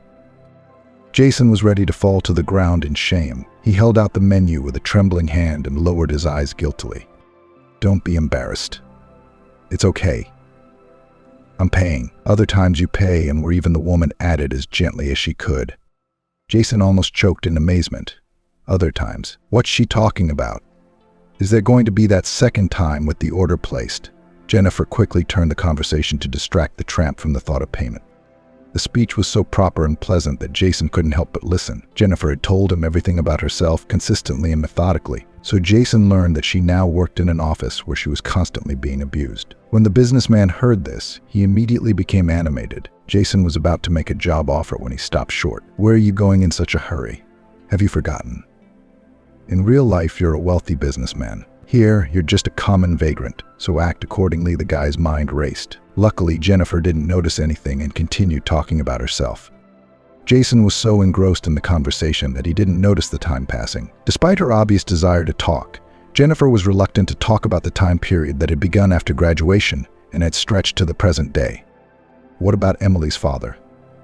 And where is she?" Jason asked cautiously. It was an awkward question, and Jennifer's cheeks flushed with embarrassment. "My husband left me. He'd left me for someone else when he found out his daughter had a congenital heart defect." That confession took Jason's breath away. "What does that mean?" "Emily's sick. But how does she jump ropes so fast? It's not healthy. We were very lucky. I was able to find the money for the operation. I don't remember anything about it. I don't really want to talk about it," Jennifer explained, catching the surprised look in his eyes. Jason nodded restrainedly, though he was in the midst of a storm of emotions. An ordinary cleaning lady had found such a huge sum of money to save her daughter. It was unbelievable. They talked a little longer, and then they were finally convinced of their sympathy for each other. The more Jason listened to her, the more he liked her. Jennifer seemed so natural and real to the businessman, like a young mother should be, even if she was raising her daughter alone. Toward nightfall, the cafe began to fill with people. Jason mentally thanked Jennifer for taking a table away from the entrance, so they could have almost complete privacy. Jason also decided that he would invite Jennifer back to the cafe, but only then would he pay for the entire order. Deep down, he regretted having agreed to the whole outfit. Emily had asked him to come dressed in a simple, plain outfit, but Jason had taken his fantasies a step further and turned into a hobo. Suddenly, Jason's attention was drawn to a group of young men who, laughing loudly, were already insulting the waitress. Out of the corner of his eye, the disguised businessman saw that there were 3 guys and 3 girls sitting at the table. One of them looked vaguely familiar. Jason took a closer look and was almost sickened by what he saw. It was Violet, his fiancée, who often cited a headache and refused to let him date her. She herself, openly deceiving the groom, spent time with friends. Not only that, but smiling and laughing, Violet kissed her companion on the cheek without embarrassment, as she had once done with Jason. He clenched his fists, his body tensing with resentment. In another second, he was ready to get up from the table and head toward the group. Sensing Jason's inner turmoil, Jennifer gently took his hand and tried to reassure him. "Come on, don't worry about it. What do they care? Their parents must be rich, so they make fun of those who are weaker. It's okay. Life will sort things out." Jason looked at Jennifer in surprise. How could she know such a thing, when she'd spent most of her time working quietly in an office? He didn't want to offend her with that answer, though, so he quickly suppressed his anger and turned the conversation in another direction. But he couldn't forget the evening's incident, for he kept glancing at the table where Violet and her boyfriend were sitting. It was only a couple of days ago that she had been swearing her love to him, telling him of her impending marriage, which she was looking forward to. When it got dark outside, Jennifer started to get ready to go home. She paid the bill and then asked Jason to walk her home. "I can't stay any longer. I'm sorry, of course. But if you feel like it, we can meet again," she said. "I didn't really want to come to the cottage. She said you were like a recluse sitting at home, so I decided to give it a try. I don't regret it, by the way." Jason smiled. "Sure, I'll see you around. You don't doubt it. I really enjoyed it, too."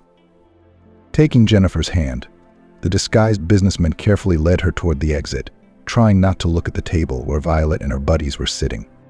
Unfortunately, Jason didn't manage to maneuver out unnoticed, because one of the drunken young men immediately gave Jennifer an obscene compliment. Then he grabbed her arm.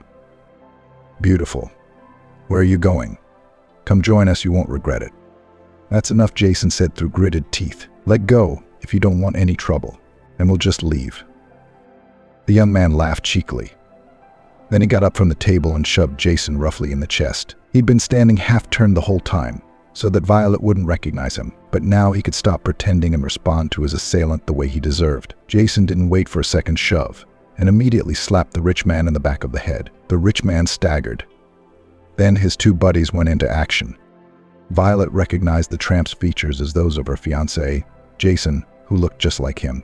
When the waitress saw that a fight was breaking out, she shouted loudly and then rushed to the front desk to call the police. The drunken majors dragged Jason outside, where the three of them began beating him. Jason turned around, kicked his assailants, and fought like an enraged lion. But still the forces were unequal. The most interesting thing was that Violet stood back and watched carefully, not feeling any pity for her fiancé. Jennifer, on the other hand, didn't abandon Jason and tried to fend off the attackers with her small purse. Soon the siren of an approaching police car sounded around the corner. The three friends scattered at once. Violet stayed where she was.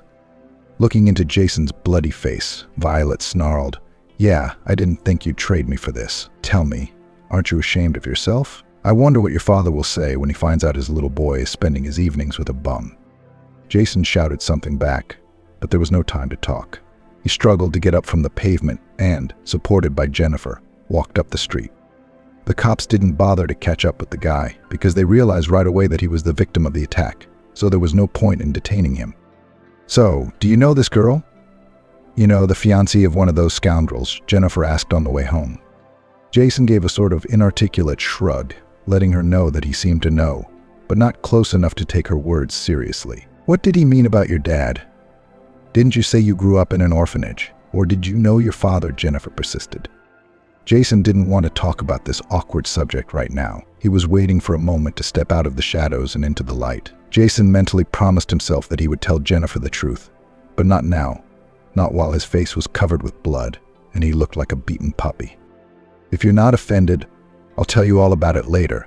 When I come to my senses," Jason tried to change the subject. Jennifer nodded and didn't say a word the rest of the way. She was probably offended. Jason could feel it in his heart. But as soon as he tried to force himself to tell the truth, something inside him started to protest and prevent him from doing what he planned. As it turned out, Jennifer lived in a small house on the outskirts of town. She waved her hand and closed the gate behind her, dryly thanking him for a wonderful evening. And the overdressed businessman stood for a long time looking at her windows, in which the light was burning. When the lights finally went out, he realized that his mother and daughter had gone to bed, which meant he had to go home. Jason walked down the moonlit road and thought about how unpredictable life was. Yesterday, he'd been thinking about and preparing for his wedding to Violet. But today, he'd learned something that made the thought of marriage seem repugnant. At least he had met a good woman whom he had fallen in love with at first sight. Not long ago, he thought that all this would be an ordinary prank, an attempt to cheer up, to dilute the monotony of his life. Jason walked into the living room at midnight and picked up the smartphone on the table and saw several notifications. Jason hadn't miscalculated by leaving it at home, but had done it deliberately, because he knew that if it rang during the date, it would be very difficult for him to explain to Jennifer that he had the latest smartphone. The notifications came from Paul Smith, the father. Predominantly all of them were voicemail. Jason listened to them one by one and got a real shock. The fact was that Violet had called her father-in-law the same evening. She vividly described the meeting with Jason in the cafe. She told the businessman that his son, dressed as a homeless man, was meeting with a beggar. Paul Smith immediately decided that his son was broke and on the verge of a nervous breakdown. Despite this, the businessman still found the strength to call his son and find out what happened.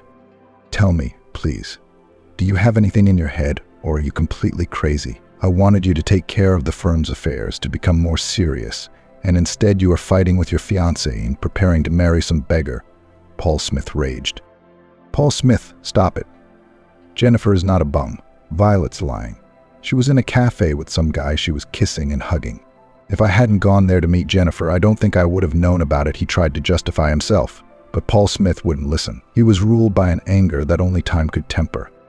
Jason was well aware of that, so he put the conversation off indefinitely. That night, he didn't sleep much, thinking only of Jennifer and her daughter Emily. Then the businessman sadly realized what a mistake he had made by pretending to be a vagrant. After all, if he had come in his usual clothes, he could now help Jennifer with her work by taking her to his office, for example.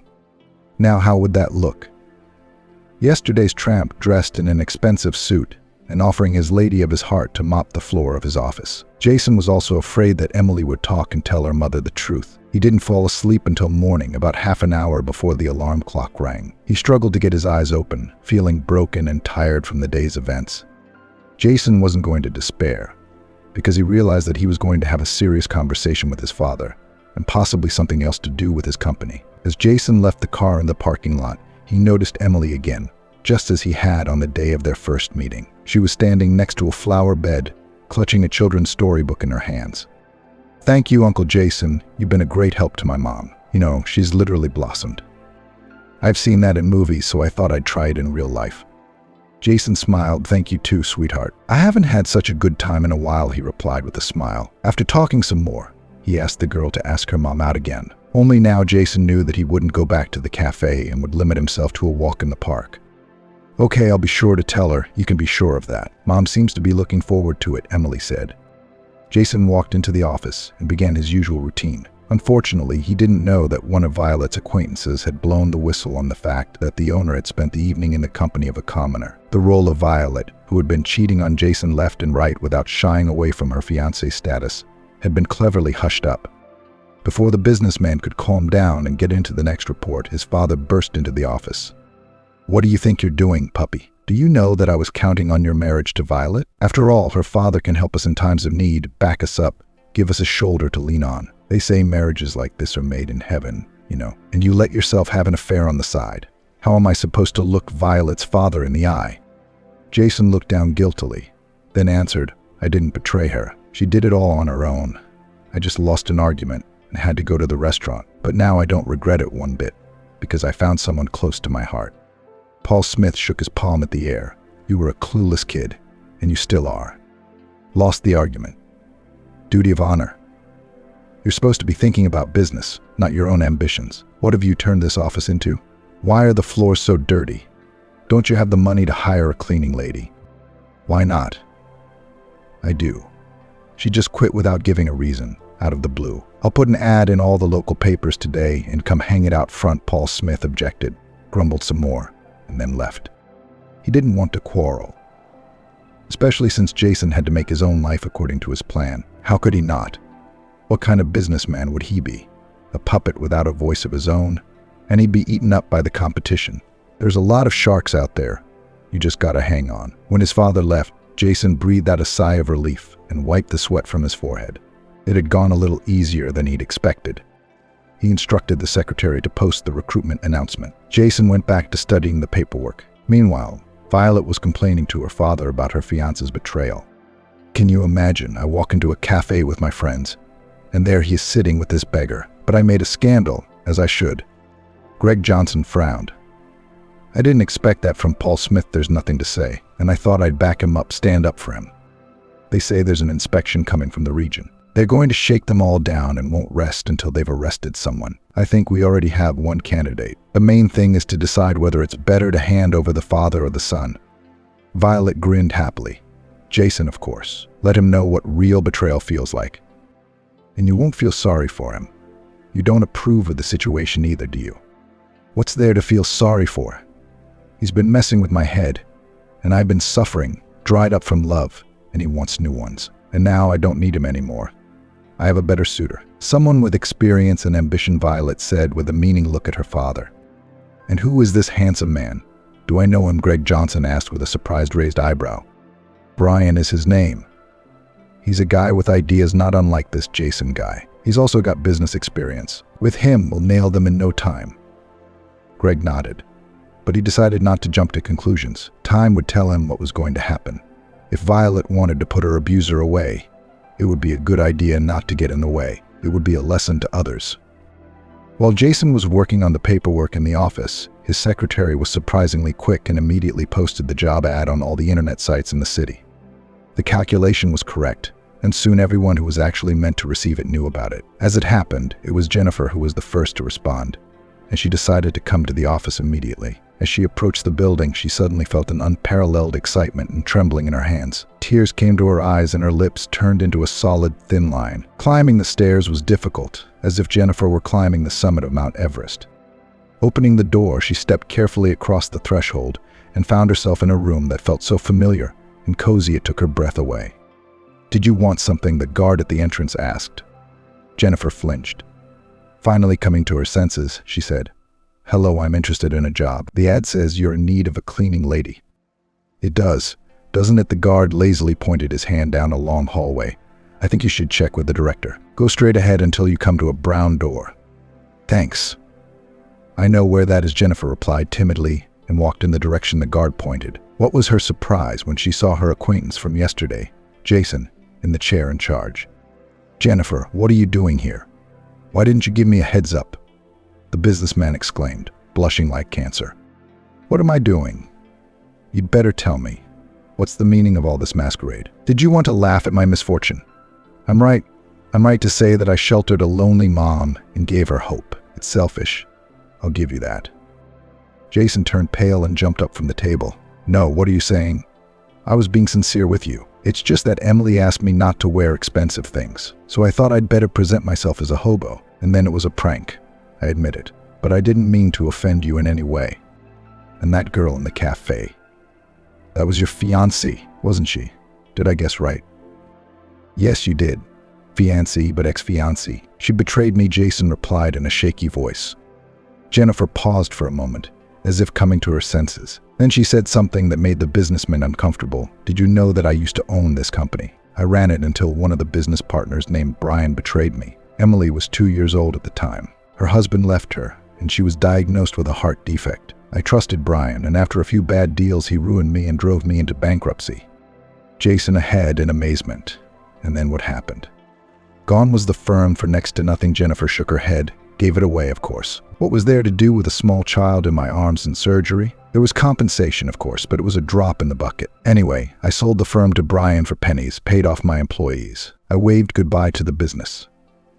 That's how it is in life. Jennifer's confession struck a nerve with Jason. If only he'd known that his father had ignorantly bought the company from a second-hand firm. Hey, what was there to talk about now? "So what are we going to do now?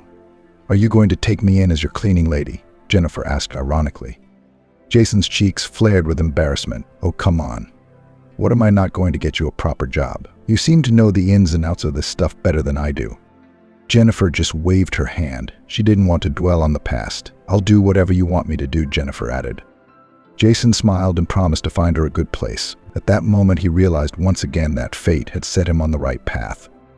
Meanwhile, across town, Violet and Brian were discussing a plan to punish Jason Smith. "Look, why don't we take the firm away from him?" "You're good at this," Violet asked. Brian thought for a moment and then shook his head negatively. "No, that's not good enough for me. I sold this firm to his father. I can't take it back a third time. I think that's enough. Let him keep the firm, but I could put him in jail." Violet's eyes flashed with joy. Her relationship with Brian had always been special, not just because he let her do whatever she wanted. Brian hadn't been there for her in that cafe, though he hadn't felt jealous. If Brian had been with Violet, he would have known that, ironically, Jason's companion was the same deceived woman from whom he had taken the firm and sold it to Paul Smith.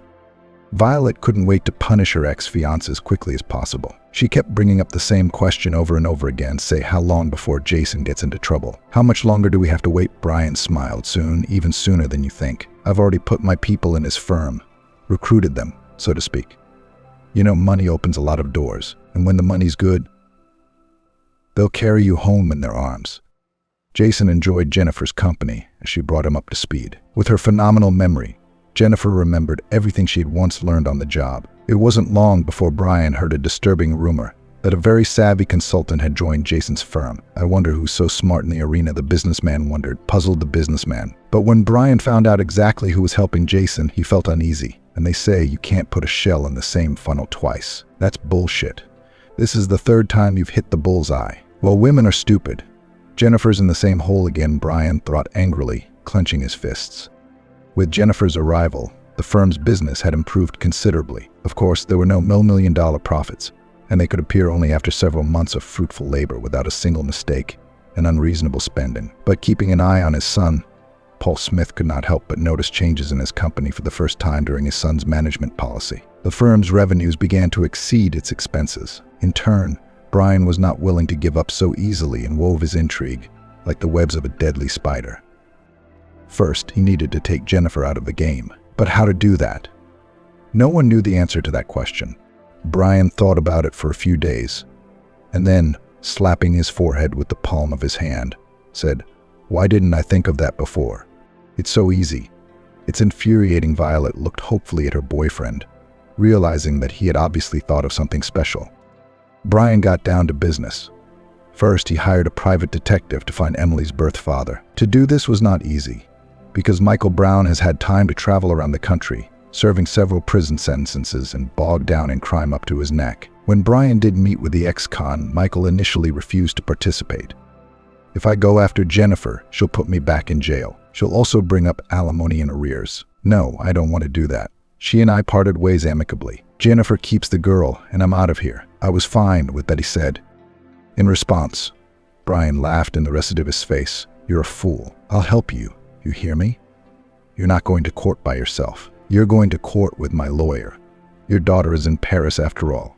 So you're entitled to all the benefits her mother enjoys, especially since she's done nothing for you all these years. So it's time for you to claim your parental rights." Michael frowned. "How am I supposed to do that? No one will let me anywhere near the court. They'll say, 'Get out of here, you fucking recidivist.'" Brian smiled. "Don't worry, I'll help you. I'll get you a good lawyer. He'll draw up a statement for you. Get the certificates. Say you're on the path of correction and want to devote more time to your family, and therefore you intend to take your daughter back. Jennifer's going to get nervous and do reckless things. Meanwhile, we're going to nail her lover from every angle. Does that sound good to you?" Michael's eyes flashed with joy. Of course, he dreamed of getting revenge on his ex all these years. He hated businessmen of all kinds and always tried to humiliate or harm them on occasion. And Michael didn't like his new partner in crime. But there was something in Brian's eyes that attracted all kinds of scoundrels to him. Brian intended to strike at the family quickly, on several fronts at once. On the one hand, he'd send a network of inspectors to Jason and his father's firm. And on the other, he'd tie Jennifer up in a legal battle. As it happens, it was at this pivotal moment that Violet learned she was pregnant. Since she led a rather turbulent life, she could not say for sure who was the biological father of her future child. After weighing the pros and cons, Violet decided to tell her father that she was pregnant with Jason's child. The girl's calculations proved correct. Not half an hour later, the furious father promised to wipe out the Smith family in the near future. When Jennifer received the summons notice, her surprise knew no bounds. "Oh my God, what's happened? Why do they want my Emily? And who made up that petition in the first place?" It all came to light rather quickly. After seeing her ex-husband Michael Brown outside the courthouse, Jessica was stunned. He had changed and aged a lot in that time. His hands were covered in a thick network of wrinkles, and his missing teeth were replaced by dull steel crowns. "Well, hello there, dearie. You didn't expect me, did you? You've been rolling around like butter while I've been sunning myself," Michael grinned. Jennifer pressed her lips together resentfully. "And you still have the nerve to tell me that? Where have you been all these years? While I've been single-handedly raising Emily, running my business and finding the money to cure her. You don't know anything from there. You went along with that crook." Michael grinned. "What am I supposed to know? That you've been living here all this time?" Jennifer shook her head. Her relationship with her husband had been strained to the breaking point before, and now that they both had grievances against each other, communication seemed pointless. In court, Michael behaved the way Brian had taught him. He masterfully pressed on pity, telling the judge that he stopped with the criminal world and now intends to devote all of himself to raising his daughter. Michael's key arguments were the certificates obtained by Brian fraudulently. The cunning businessman got a few documents that Jennifer leads an immoral lifestyle, does not work anywhere, and goes to entertainment venues with dubious young men. It's all lies. "It's not like that," Jennifer tearfully cried out. But today the court was clearly not on her side. Stepping outside, Jennifer put her face into the cool breeze and quietly cried. At that moment, Brian walked up to her and put a hand on her shoulder. "So, now do you realize who's boss? My advice to you is to drop this Smith stand aside. Then you'll be able to survive and maybe keep your daughter. And if Emily ends up in an orphanage, you'll be disenfranchised for the rest of your life." Jennifer listened and couldn't believe it. Was this really happening to her here and now? In the 21st century, when, it seemed, lawlessness no longer had the same power over people as it used to. On the other hand, she couldn't just betray Jason like that, either. When she got home, she called him and told him the truth. "I'm sorry, Jason, but I can't help you anymore. I'm sorry, but my family is more important to me. I don't have anyone else." Jason nodded understandingly, not judging his beloved. What right did he have to do that? The next day, Jason received a 3-pronged inspection from the IRS, the fire department, and even the Environmental Defense Fund. It was the first time he'd ever had to deal with something like this, and he didn't know what to do first. Paul Smith also had a hard time because his business was also under a shadow, skillfully thrown by Brian in addition. Violet's father, who wanted revenge for his daughter's dishonor, added his own spoonful of tar. In fact, of course, Violet didn't know exactly who she was pregnant with. Despite this, she continued to blame Jason for it. The pressure was so intense that the young businessman stayed up around the clock, trying to keep not only his business, but his father's business as well. Brian felt like a lucky chess player, arranging the pieces as he saw fit. The only thing the scoundrel hadn't considered. It turned out that Jennifer, having decided to meet her ex, had already told him the whole truth. She did not forget to mention how she was looking for money for Emily's surgery, and how Brian shamelessly deceived her, taking the firm. Strangely enough, the ex-wife's story had touched a nerve with the recidivist. Of course, he knew he had betrayed his family by abandoning them to their fate. But on the other hand, letting some businessman hurt his daughter Emily. Yes, Michael knew. He'd done no better himself, but he'd redeemed himself with jail time. And this Brian guy had basically tricked him and used him for his own ends. "I'm sorry, please. I realize there's no forgiveness for me. But at least let me do one last good thing for you. I don't have long to live." Tumor in the lungs. Inoperable Michael explained. Tears welled up in his eyes. "Michael, help me. You're my only hope." The recidivist nodded and left. 8 days after that memorable conversation with Jennifer, Michael stopped participating in Brian's scams and also made a statement in court that he deliberately slandered his ex-wife and became a hostage of other people's ambitions. The judge appreciated the recognition of the former recidivist and did not add him for this another term. That's when Brian's skillfully built front collapsed and scattered in different directions like a house of cards. Checks went out with nothing one after another, and Jason's firm had only gotten stronger, causing the stock price to skyrocket. When Violet's father saw this, he grabbed his head, but it was too late. Paul Smith would never reconcile under any circumstances. And he certainly wouldn't tell his son what to do. Realizing that he could not take Smith's business, Brian turned his attention to Violet and her father, intending to cover his own losses with the assets of their family business. The cunning con man miscalculated in small details as he acted very quickly and did not have time to analyze the situation. Greg Johnson's head of security was in his place and recognized the traitor just in time, preventing him from making a full turn. "So, did the traitor get his? Thought you could do to me what you did to that businessman you went to see?" Greg asked. After her father's words, Violet lowered her eyes guiltily, realizing that supporting Brian at this point was definitely not a good idea. Her father's bill for the damage was too much for the villain. Brian had gotten his money's worth, as the former businessman's reputation had been tarnished. He had to leave town in a hurry, where he was reviled by everyone he met. Jason and Jennifer, on the other hand, were celebrating a shared victory. It made it no less enjoyable. Emily sat next to him, looking happily at her parents.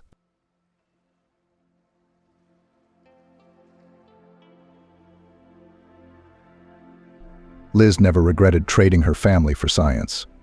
And how did she do that? That's what people said. She was sure that both could be perfectly combined, just that her life's work had to come first. Because the family, if you make a step aside, let go, so to speak, the reins, it will not go anywhere from you, but science. Just dare to be not diligent enough of its student and faithful adherent, but just dare. You'll find yourself on the margins.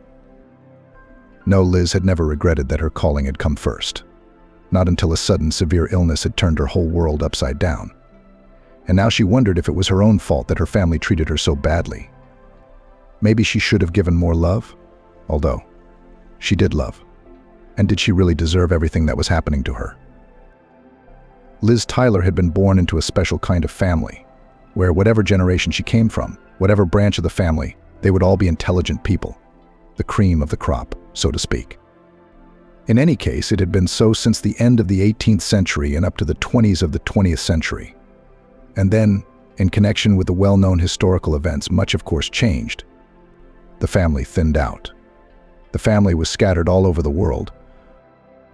Then, however, by the 60s, many things seemed to have been restored to the Tyler family, including a solid position in society, accumulation of all sorts of benefits. But still Liz remembered the words of her grandfather, who said that before, much earlier, everything was different. Liz's peers were not the same, in the sense that they didn't want to obey their elders and continue the family business. They invented all sorts of things. No, look at this. Liz's grandfather Elliot once resented, "How can you become a cook when I told you to be an archaeologist? Maybe you'll rediscover Babylon." And no cake for my anniversary. This bastard will not bribe me. That's how Elliot felt about his son, Uncle Liz. But then, by the way, he graciously forgave him and even admitted that he'd never eaten a cake as delicious as the one his son had made. But still, those were the days when not many people in the Tyler family were doing the great things of the past. Except that Liz was, as Elliot said, completely of their breed. Because she knew from childhood that she was going to be a historian. And she chose a difficult direction, the early Middle Ages in Europe, in its northern regions, with a special focus on folk culture, mythology, tales of that era. Liz remembered that day as if she were running along the path of their cottage, past the tall pines, to the brick house, which from afar looked like a fairy tale castle, so skillfully built was its roof with decorative turrets. This cottage, by the way, was not kept by relatives to whom it was inherited in the 90s, and some strangers sold it, and those even demolished it. They wanted to build their own. But it seems that they did not calculate the money, and then there was some small wooden house in this place. And on the place where there was a luxurious flower garden, once greenhouses were put and grew vegetables for sale. "Grandpa," shouts Liz and throws herself at the old man's neck. "I've passed my last exam. I'm done studying." Elliot laughs, and although he is many years old, it seems like 100, he hugs his granddaughter tightly and pulls her off the ground, spinning her around as if she were 5 years old, and laughs back. What a clever girl. Our breed. Now there will be someone to pass on Princess Pelagia's gold to. Oh, that gold of Princess Pelagia, Tyler's main family treasure. It was said that once it would have been enough for a whole chest. There were heavy bracelets, many rings, necklaces, headbands, braid clips, brooches, precious shoe buckles. But by the will of fate, sometimes unfavorable, by the 70s of the 20th century, when Liz Young just graduated from the university, only a small part of it remained. However, Liz knew it was the biggest treasure in their family, and she was its main heir. And this gold, by the way, was not meant to be worn and walked around in. No way. It was supposed to be always, forever. Must be kept in a tiered casket, a kind of fancy wooden chest on velvet beds. According to family tradition, something of this splendor could be worn only once and only by one person, the eldest daughter or the wife of the eldest son on their wedding day. That's all. And the rest of the time, please keep the family wealth as it should be, because this is not some bling. Elliot's beloved grandfather died when Liz was 27. She'd been sad for him for a long time. Because, well, she'd had a good relationship with her parents, but Grandpa was the only one she'd ever been really close to among the entire Tyler family. Parents, by the way, were suddenly the people who wanted to sell the gold. You see, they wanted to buy a check-made wall in the hall, a German kitchen set, and also a car. My parents said that Grandpa was gone and therefore there was no point in following the bourgeois tradition. But Liz stood her ground. She declared that if they touched any of the set, she would no longer be their daughter. My parents were a little shocked. Mom cried and said that she had raised an egoist, dresser, and generally abnormal. Dad looked sternly, coldly, and said he didn't expect such a thing from his own daughter. Liz was both ashamed and... No, Liz was overcome by a thirst to preserve the memory of her grandfather and the family legacy. Liz had loved hearing the legend of how the gold had come into the family, and after that memorable fight with her parents, she had taken the box with it to herself. And all her life she kept it with her in a safe place. After graduation, Liz got a job as an assistant to a historian, Dan, a grandfather's acquaintance. Then, having gained experience and recognition, so to speak, in narrow circles, she began to teach at the university herself. She was known as a strict, ruthless teacher to her students. Liz did not want to get married. She was not interested in all this romantic fuss. But, still, youth took its toll, and at 32 she married Nick. Grandpa Elliot, by the way, this union would hardly approve, because Nick had nothing to do with the intelligentsia and was a hereditary worker. But he understood Lisa and everything, respected her choice, and they lived soul to soul for exactly 20 years. Until the accident happened, Nick died at work. Just scaffolding construction once collapsed. Meanwhile, it was already the 90s. Liz was left practically alone with her daughter Christy in her arms. While her husband was alive, she had not seen her daughter, but could continue to do her science. The child was looked after by a nanny. Now, there was no money for that. Liz was the sole breadwinner for her small family, and there were no relatives to help her. I mean, there were relatives, acquaintances, but in fact, she had drifted away from them over the years. In fact, no one was ready to take care of someone else's family. Many people considered Liz strange, almost insane, and reproached her for being too morbidly interested in her history, too high-minded about all the people of more, so to speak, ordinary professions. Liz, having lost her husband, felt the loneliness of it all. But then, after some grieving, she pulled herself together. There was no time to lose heart. She had to write a book about the Viking trek along the Silk Road. Having managed to save money, Liz hired a nanny again and returned to her craft. Her daughter was growing up. And too late, Liz noticed and realized how far she was from her own child. The revelation came suddenly, just one day, on the eve of Christy's high school graduation. Liz had told her to be careful at the party, not to drink any of that stuff, and to go home early. "You should have raised me earlier," snapped at her daughter. "You were never around. What do you know about me? I'm going to be 18 in a month, and that's it. I'm leaving." "Where are you going?" Liz asked in shock. "Anywhere. As long as I get away from here," Christy said and left, slamming the door. She said she would never be such a disgusting mother to her children. Liz felt very strange at the time. She was both angry and offended at her daughter. She was indignant at her ingratitude. She was fed, clothed as well as anyone else. Should we go to the sea every year for a vacation? Obligatory. With tutors to study to get prospects through education? Absolutely. In general, what was missing? Was it that her mother didn't play dolls with her until she was 14? What the hell is wrong with that girl? Liz hoped that Christy would calm down, apologize, and they would get on with their lives. She also hoped that Christy would stop fooling around and go into a normal profession and become a historian, for example, or maybe a cultural historian, as was the norm in her family. Liz would also approve of such professions as sculptor, architect, restorer. But her daughter was once again unpleasantly surprised. By deciding to become an accountant, the fact that she had carried out her threat and left home to a neighboring town, where she had settled in a dormitory. Liz took offense at first, and then, well, she tried to get in touch. She sent her daughter money. It was well known that students needed it all the time.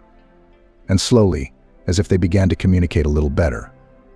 But still, Christy made it clear that she had decided to live on her own, and without any respect almost didn't give a damn about the family heritage. "Who's going to carry on our business?" Liz asked. "What business of ours?" Christy replied with a wicked grin. What a dynasty. They had lived in their own world for generations, despising everyone around them, and what had they done? Do you know that you are considered crazy, like your grandfather Elliot? And him, and your great-grandfather. I don't care. What did he see in his life? Dusty books and shards of clay. He was talking nonsense. So Liz was left alone. Suddenly there were no people around. There was a job, though, a destiny, a vocation. And she honestly tried to go headlong into it. All the more so when, after all these years, Grandpa Elliot's diaries turned up. The thing was that they had been handed down from an old friend of his who had died, and his heirs had decided not to throw away such antiques, but to give them to the person to whom they had once belonged. Liz was very surprised by this because she didn't understand why her grandfather would keep his diaries with a stranger, albeit a friend, a colleague. But she took them for herself. As a memory, I looked into them, of course. Most of it was really diary stuff about the weather, the minutiae of life. There were funny stories about lazy students trying to sneak cheat sheets in or cheat on exams, memories of the journeys Elliot had made in his life, some fairy tales written down there. Liz, who had a lot of her own things to do when she returned to the diary family, didn't have time for all that, so she put them away. Meanwhile, time flew by. The daughter, having finished her studies and not thinking of coming back, she decided to settle down in that foreign city. And there she met a man. Liz went and came back in tears because Christy had chosen the wrong man. You see, he was a new businessman. And in Liz's opinion, he looked like a gangster. And he was almost 20 years older than Christy. He was divorced and had a child from a previous relationship. His son's name was Joffrey. All in all, it was hardly a marriage to be happy about. Liz had even hoped that her daughter would come to her senses and divorce. But it didn't happen. But she had children, first a girl, whom she named Maggie, and then a son, Sami. Maybe you should move to our town. One day on the phone, Liz suggested to her daughter, I'd be closer to my family. I could help with the grandchildren. Why, Mom, are you retired already? Christy asked. Would you give up your job to devote yourself to your grandchildren? What do you mean? Liz didn't understand. I was just thinking. Don't think. Christy laughed. What's the point of me living with you? To fill my children's heads with the same nonsense. You think I don't know that you can't help me? You couldn't raise your own daughter properly. What grandchildren for you? However, fate had it that Liz did get close to her daughter's family, but it didn't work out the way she wanted it to. Christy had called one day and asked in an unexpectedly pitiful, begging voice if she could come to town with her husband's son from his first marriage. The thing was that the boy was diagnosed with a rare disease, and in that small town where Christy lived, just did not have the right specialists. Well, come, of course. Everybody come. Liz rejoiced. That is, she was happy that her daughter was coming with her own grandchildren. And the arrival of that ... stranger's child, she wasn't happy at all. Christy arrived, taking up her room in the large 2-bedroom apartment where the Tylers had lived for decades. Liz did her best to make the guests feel welcome, putting the best stuff on the table, offering to show off the town to the guys. Except that neither Maggie nor Sami were particularly happy to see their grandmother. They did not look like loving grandchildren. They were capricious, ill-mannered, rude boys. Maggie, at 9, to Liz's horror, had no table manners at all, but she could swear foully and ugly. And Sami, who was 7, was always messing up all the things he could get his hands on. Joffrey, not her own grandson, was not the man Liz had expected him to be. He was a tall boy for his 12 years. He had blonde hair, glasses, and a nose full of freckles. He was quiet, polite, and silent. Unlike his brother and sister, he was the only one who said he would be happy if Grandma showed him the town. Liz shrugged and decided it wouldn't hurt her to take him somewhere. Shall we go to the park? She asked. Would you like to go on the rides? Could we go to the art gallery? Joffrey asked, and Liz opened her mouth. I didn't expect that.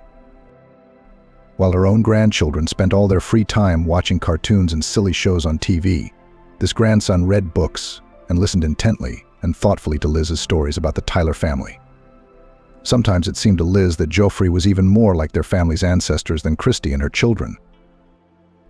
Liz was genuinely concerned about Joffrey's health problems, and when it became clear that he needed money for his medication, she withdrew the necessary amount from her bank account without question. And when it was time for Christy and the kids to go home, Liz saw them off with tears in her eyes and called them to come back again. Time flew on. Liz was now fully retired. Age was making itself felt. What used to seem like a simple ailment suddenly became a disease. And although Liz still had acquaintances in her circle, the same scientists, but they were all old, and after she left the university, after she stopped working, communication with them slowly came to naught. But what was surprising and frightening at the same time for Liz was that it was as if she didn't notice the passage of time. That is, she realized, of course, that another year had passed, another year, and so on, but this realization came on abruptly and painfully, as if the passage of time was also a kind of disease. And sometimes, especially in the evenings, it was almost physically unbearable for Liz to be alone in the big apartment. Then memories came back, about how nice it used to be here, Lots of family, guests, friends. And now? Books and cupboards, statues, paintings, everything the Tylers had saved up, preserved with great effort over decades of family history. Liz wondered more and more often who would get it all after she died. What would become of it all? As time slowly moved on. One day, everything finally and abruptly changed. It was at the end of winter, when it seemed there was no ice left on the street at all. But Liz's foot somehow found it and the old woman fell awkwardly. The ambulance took her to the hospital, and the doctors determined it was a very compound fracture first, and a damaged back second. Liz, feeling helpless, lonely, called her daughter. Yes, a social worker visited her, but it was clearly not enough. And then Liz made up her mind. Christy has had many changes in her life over the years, by the way. She separated from her first husband and remarried, and in pursuit of her feminine happiness, she moved far away. What do you want? I can't just jump up and come to you, replied Christy to her mother. Maybe you need to go to some pension for the elderly? Christy said that she had no time and that she did not understand how a mother could be so irresponsible. After all, in the boarding house at least care and supervision of her will be, but if she will sit alone in her apartment and something else happens to her, then how can she be? And then, a few days after this difficult conversation, Liz was contacted by Christy's children. Maggie called. The granddaughter seemed very disturbed by what had happened to her grandmother and said that here she was in person available and could come and live with her, look after her. Thank you, darling. Come on over, Liz replied. Maggie said she would buy the tickets as soon as she hung up the phone. She added that she'd come with Sami because he needed to see his grandmother too. And Joffrey should come too, said Liz. Maggie hesitated and said that, actually, Joffrey was busy at the moment he was studying. But then she agreed that yes, perhaps he should tell her what had happened. I don't understand you, though, Maggie added. Why? He's no one. Liz disagreed. She didn't think of Joffrey as a stranger. Even if they didn't see each other often, maybe once or twice a year, there was something about him that made him different from her grandchildren. Something that made her think of Elliot's grandfather. I mean, really, Liz had been looking at old photos recently and could have sworn that Joffrey and Elliot were practically the same face. Finally, the grandchildren had arrived. Liz was ready to forget all the misunderstandings they'd had in the past because now she didn't feel lonely again. Maggie quickly took matters into her own hands, asking how her health was doing. How was everything in general? After a few weeks, however, Liz also began to realize that things were not as smooth as they had seemed at first. For one thing, Maggie seemed to have little patience. No, she didn't insult her grandmother in a direct way, but she could give her a sharp answer and tell her not to bother her with silly conversations. Sami was almost never home at all, and when Liz tried to find out where her grandson was, Maggie replied that it was none of her business. The only person in whose company Liz felt truly comfortable was Joffrey. He was already 23 years old and was graduating from university, and he wanted to become a professional jeweler. It's a very good profession, Liz praised his choice once again. Our grandfather Elliot's great-grandfather's cousin was a jeweler. He even made jewelry for the English royal family. You're very capable, Joffrey. You'll do very well. Only Joffrey, by the way. Liz had shown the Tyler family treasure Princess Pelagia's gold more than once and more than twice. And only he willingly listened to the legend that told how they were created in the first place and how they got to the Tylers. Maggie and Sami, however, were also interested in gold, but purely for practical purposes. First of all, they asked what grandma, she would bequeath them any of it, right? Liz was confused and replied confusedly that it went without saying that the jewelry would go to her relatives after her. Why don't you sell them now? Sami once asked, and his eyes ran strangely. Why shouldn't the gold sit idle? Liz gasped with indignation. How dare he call a centuries-old heritage just gold and say such a thing? At first, Liz thought that she would live much better in the company of her grandchildren, who had come to look after her while she recovered. But she soon realized that this was not the case. Somehow, very quickly, her pension was at the disposal of her grandchildren. And according to them, everything in the stores was terribly expensive, which is why her pension was running out so quickly. Liz, who used to buy everything herself before the grandchildren arrived, naturally wondered whether prices had risen so quickly. "Well, Grandma, what do you want?" Maggie shook her head. "And besides, we look after you here. We don't work, by the way. We live on our own money. Do you think it's easy?" What else was an old woman to do? She sighed and tried not to talk about money anymore, especially since there was still some savings in the account, so. "Joffrey, I want to give you power of attorney for the money," Liz said one day. "I don't want to say anything bad about your brother and sister. They're here. They're looking after me. They even took me to the clinic for scans. But only." Grandma Joffrey interrupted her. "I realize that maybe I'm wrong to say this. Just don't encourage that couple too much, okay?" And then Joffrey explained to the old lady what the matter was. And the point was that Maggie hadn't worked while she was living in her hometown. Yeah, she was a student. But then she was expelled for failing grades. And for a while she lived with her boyfriend, or rather with a man, a market trader, who was a good 10 years older than her. Then he kicked her out and Maggie went back to her father. Sammy didn't go anywhere at all. It was like he was looking for himself. And Joffrey said that his half-brother had a bad habit of drinking, just like his father. How Liz gasped. "I've never seen him drunk."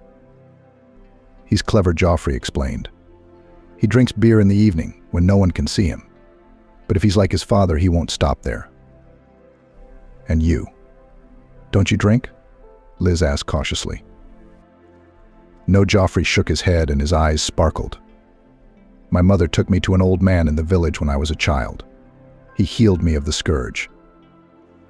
"I didn't realize you were so superstitious." Liz grinned. "I'm not superstitious, I just use every opportunity to improve my life," said Joffrey thoughtfully, "regardless of their origin. Unless it's criminal, of course." Then the grandson returned to the subject of the conversation. He said that Maggie and Sami had discussed among themselves that, theoretically, Grandma's apartment was worth a lot of money, and it was not wise for her to live here alone in her old age. He said they wanted to split it up and evict Liz. That's enough. Grandmother was suddenly angry she couldn't listen to any more bad things being said about her grandchildren.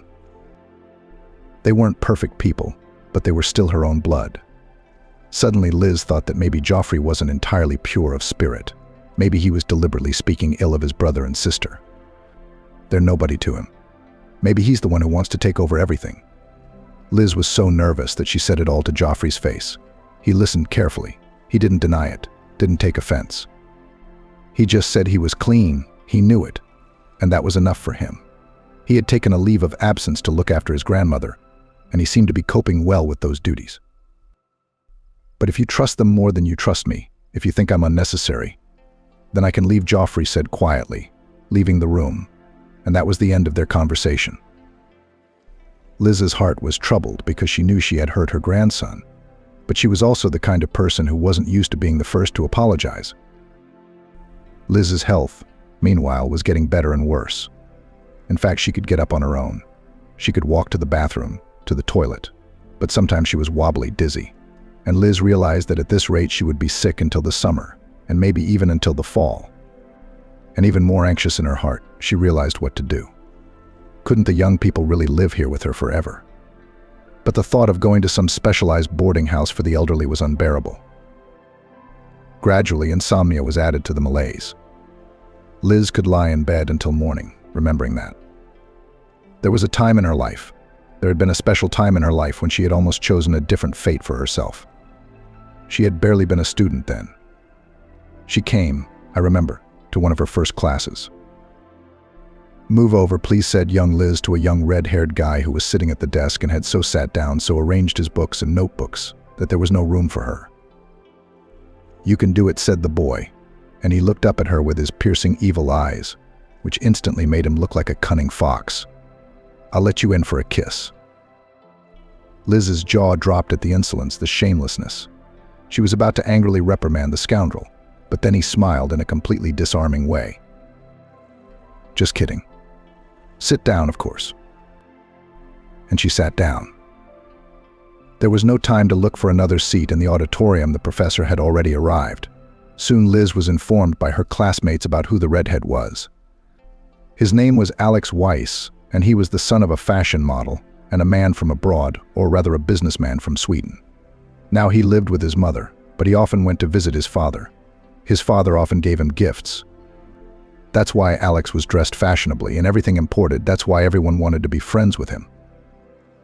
He's generous, said Lillian, one of the students. He takes girls to restaurants.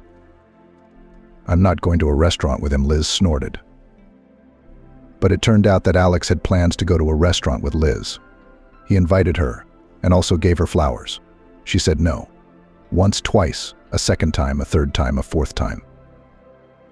Okay, Alex said and smiled as completely conquering as he had the first time. Then let's go to my cottage. Liz almost hit him on the head with a bouquet of tiger lilies for such insolence. But Alex saved himself by quickly explaining the situation. His father had come to visit him. He and his mother had gone to the dacha and said that Alex could call all the friends he wanted. There are a lot of old books there, Alex said. I thought you might be interested in naming, and he named a couple of books that took Liz's breath away. They were terribly rare editions that even Grandpa Elliot didn't have. Okay, she said, licking her lips nervously. So it's no big deal? Just a visit? I swear I'll behave like a knight. He bowed jokingly. Do you think I don't know what knights often seek before the lady of their heart? Liz asked with a squint. She went to the cottage. And everything was really very decent there. They grilled kebabs, went boating, sang to the guitar by the fire. The young people didn't hooliganize, and the adults didn't disturb them. In the end, they themselves needed to be alone with each other. How can your mother do that, sighed Liz, who suddenly found this story of love with a foreigner very romantic. Why didn't she go to him and take you with her? She doesn't want to. She has grandmothers, grandfathers, aunts, and other relatives here, Alex answered. She says that I'll finish my studies and then I'll decide where I'll live. Then Alex took his special guest to look at books. Liz's hands were trembling with excitement. It was so magical to touch old books. And it turned out that she and Alex had more common interests than it seemed before. So he too knew the legend of Princess Pelagia's gold. However, he said that he had a book in which the legend is set out in a form somewhat different from the generally accepted version. And what is in it? Liz asked curiously. Alex told her everything and even let her read it. In the version that Liz had known since childhood, Pelagia was the only princely daughter, and the gold she had gotten as a dowry had been cursed by another maiden. That other maiden, named Amelie, was the daughter of a goldsmith and had the misfortune to fall in love with the same guy Pelagia had been married to. Legend has it that this curse was supposed to bring misfortune to the young family, but salvation came from the fact that Pelagia and Nick, although married by the will of their parents, but over time really managed to love each other, and that's why the evil spells were not afraid of them. And the Tylers, according to this legend, were the direct descendants of this very Pelagia. However, the book in Alex's collection said something different. Pelagia was the daughter of a prince, yes, that was true. And she had a fiancé who was married off. But Amelie was not the daughter of a goldsmith, but a girl from Pelagia's maids, and her love for Nikita struck her after he had become the husband of the prince's daughter. Amelie, consumed with jealousy, angry at the fact that life is so unfair, some all, and others nothing. Sometimes, when no one saw her, she took out the casket with Pelagia's dowry and tried on her jewelry, imagining that she had become so rich and noble suddenly, as in a fairy tale. One day she was caught by Nick himself. Naturally, the poor girl was frightened. But the young master was not angry. And then Amelie tried on the jewelry again. Now Nick himself allowed her to fool around like that, and also gave her a silk handkerchief, and by the way again asked for payment for everything in the form of a kiss. So it went on for a long time. Until one day Pelagia suddenly found that from her chest of drawers missing ring with a ruby, and it was her favorite among all the magnificent jewelry. Naturally, they started looking for it. The ring was found in Amelie's mattress. Pelagia might have forgiven the poor girl, but she did not hold back and said everything she thought about her mistress, and also said that the young master became so cold to Pelagia because he had long loved another. At that time, by the way, Nick was not at the estate. He had gone hunting. Pelagia was furious. She said that if Amelie was so sure that Nick loved her, if she was so sure that he would save her from anywhere, if she wanted to own the gold herself. "Well, you shall have it all," said Pelagia gloomily. She ordered the maid to be dressed in a silk dress, to braid pearls in her braid, and to put on her gold jewelry from the chest. And then she ordered her to take her into the forest and there to be chained to a tree, to leave her for the wolves to prey on. "Let it be so," said Pelagia, looking at the unfortunate victim from the height of a raven mare, on which she sat in a lady's saddle of scarlet morocco. "If Nick finds you, I will not interfere with your happiness. Run to the ends of the earth with him, and take the gold. I don't want it. It'll be yours. Maybe it'll bring you happiness. But if the wolves find you before, well then, that's your fate." And Pelagia and her faithful servants rode off. Amelie stayed in the thicket of the forest, and soon she heard the howling of wolves. She did not know that Nick was not so far away. He was hunting, and just chased one wolf. It was a huge old beast. Nick and his friends had already killed its family, a she-wolf and her cubs, and now he was eager to get the skin of the beast. Nick had already imagined how he would dress it better and throw it at the feet of his Amelie. And it so happened that Nick's horse got ahead, and his companions, also dashing hunters, lagged behind. And then, suddenly Nick flew into the clearing. One awkward step, it was a hole, a burrow of some beast met, and the horse fell down, the rider over his head tumbled. And then Nick, barely rising, saw what was happening in the clearing. He saw Amelie standing by a tree, and a wolf that stood on its hind legs and opened its huge, toothy maw, breathing in her face. Nick looked behind him for his bow and arrow, but both remained on the saddle and the horse. He had run away because he was afraid of the wolf. Nick reached for his belt. There should have been a dagger there. But he remembered that he had lost it in the battle with the she-wolf, and he realized that he was unarmed. "Don't touch her," Nick shouted, as if the wolf could understand human speech. "Let go of my beloved, and then I'll let you go." The beast clamped his ears, growled muffled, and then suddenly rushed into the thicket. Nick rushed to the girl. He untangled the ropes, patted her white cheeks, and brought her to her senses. Amelie told him everything. "Now you have nothing more to fear," said Nick. "Let's go out of the woods and then decide how to proceed." And they walked slowly. They thought that they were about to meet Nick's companions, but the forest was silent, as if it had all died out. The sun, meanwhile, was waning towards sunset, but before its disk touched the horizon, the edge of the forest appeared. Nick, with a joyful cry, rushed towards it. Just for a moment he took his hand away from Amelie's hand. Just for a moment he left it behind his back. There was a terrible cry. Nick turned around and saw that Amelie was lying on the ground, and above her standing the same wolf. The man and the predator looked into each other's eyes. And suddenly Nick's head was pierced by a sharp pain. A foreign, heavy, rumbling like thunder voice broke into it, which said, "You did not spare my beloved, my little ones. So why should I spare yours?" A moment later, the wolf took a powerful leap and disappeared into the forest. Nick rushed to his beloved, but Amelie was no longer breathing. And then the other hunters arrived. There were shouts, noise. But how much that wolf was not looking for, and could not find a single trace of it, as if through the ground fell through. Nick returned to his lawful wedded wife. He told her everything. "I will continue to be your husband," he said, and threw at her feet jewelry, which he took off Amelie. "But I'm afraid our bloodline is now cursed." Legend had it that the jewelry that had been preserved for posterity since Pelagia's time did not always bring misfortune to everyone. But sometimes it happened that they seemed to come to life. That is, the old curse came to life. And then families were destroyed because of the gold, and relatives began to fight among themselves like hungry wolves. Liz was very impressed with this version of the legend.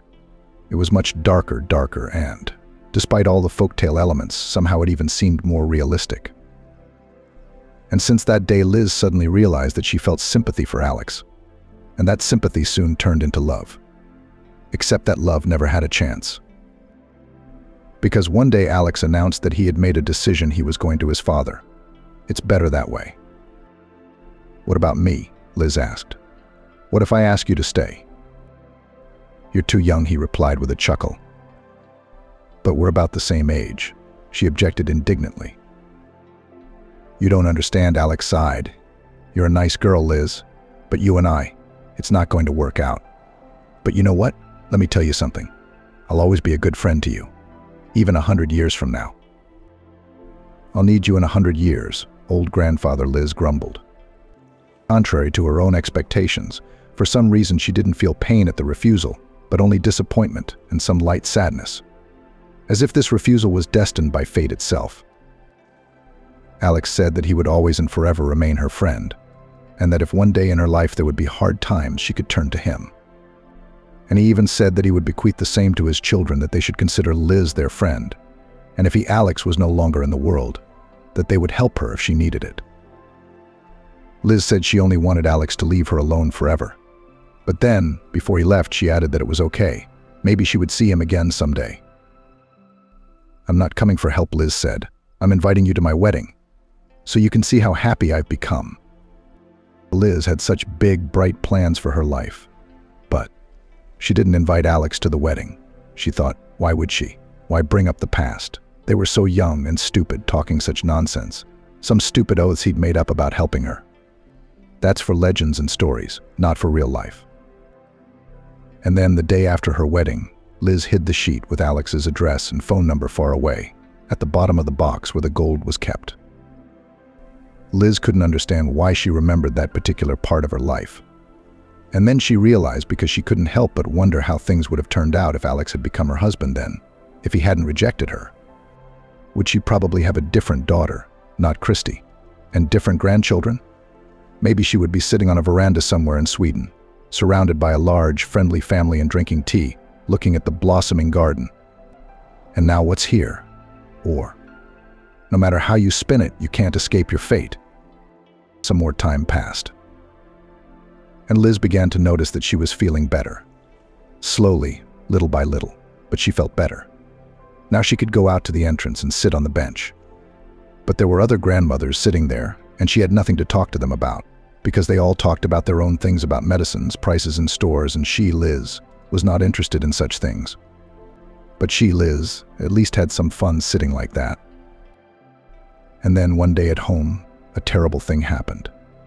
It all started with Sami coming home drunk. In fact, Liz had sent her grandchildren to the store to buy something for the festive table. Her birthday was approaching, and the old lady wanted to celebrate it modestly. But as it happened, Joffrey, who had left home earlier, he had gone to the other side of town to buy medicine for his grandmother. When he came back, he was furious. He started telling off his brother and sister. There was a fight. And then they all fought.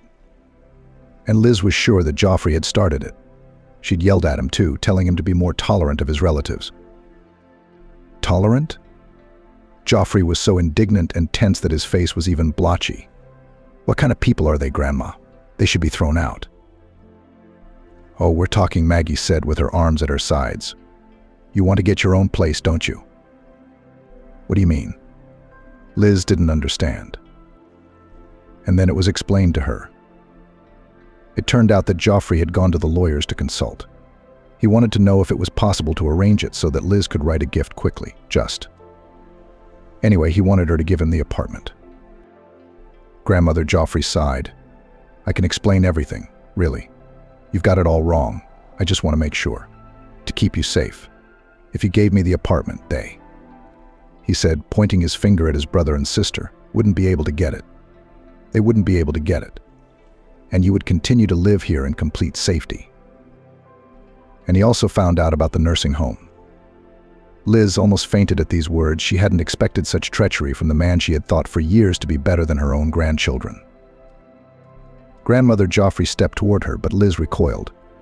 I didn't ask about a nursing home, but about a clinic, a vacation home, so that you could improve your health and then. That's it. That's it. Get away from me. Liz was hysterical. What the hell are you thinking? No, you're not my grandson anymore. Maggie, granddaughter, take me to bed. I don't feel well. Joffrey tried to explain that his intentions were purest, that he just wanted to keep Liz safe from people who really wanted to hurt her. Except she didn't listen to him. She wailed, she cried. And then she told Joffrey in a harsh, scathing voice that she renounced him, that he was a stranger to her, and that she was sorry that her daughter, Christy, had been a good stepmother to such a monster for so many years. Joffrey listened attentively and silently. He didn't try to object. He didn't try to defend himself or justify himself in any other way. And Liz took it all as a confirmation of his guilt. "Get out of my house," she said at the end. And the grandson didn't leave. He just packed up and left. Silently, without saying goodbye. Liz cried bitterly. Maggie fussed with her heart drops. Sami had said it was for the best, that everything would be all right now. What Liz didn't see was that her grandson and granddaughter looked at each other for a moment, and their faces contorted into a wicked grin. In the evening, Liz felt sick at heart and had to call an ambulance.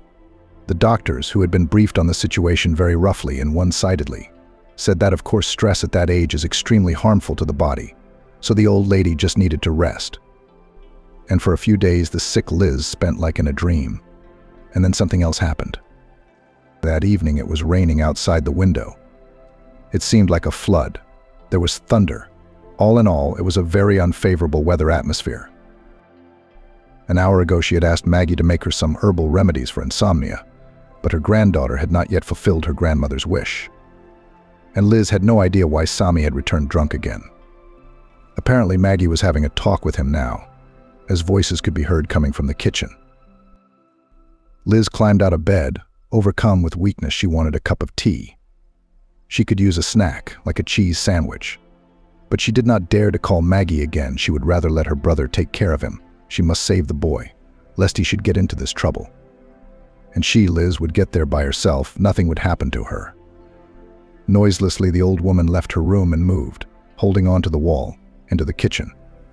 She could hear the voices clearly now.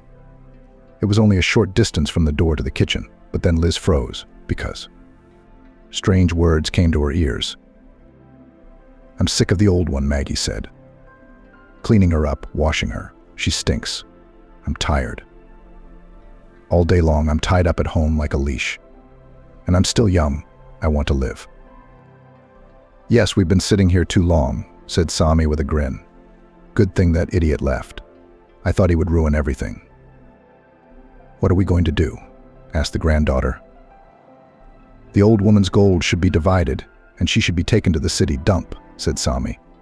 "No, you imagine how much gold there will be there, eh?" "To the dump." Maggie repeated after her brother thoughtfully. "You don't mean that literally, do you?" "And who knows me?" Sami chuckled.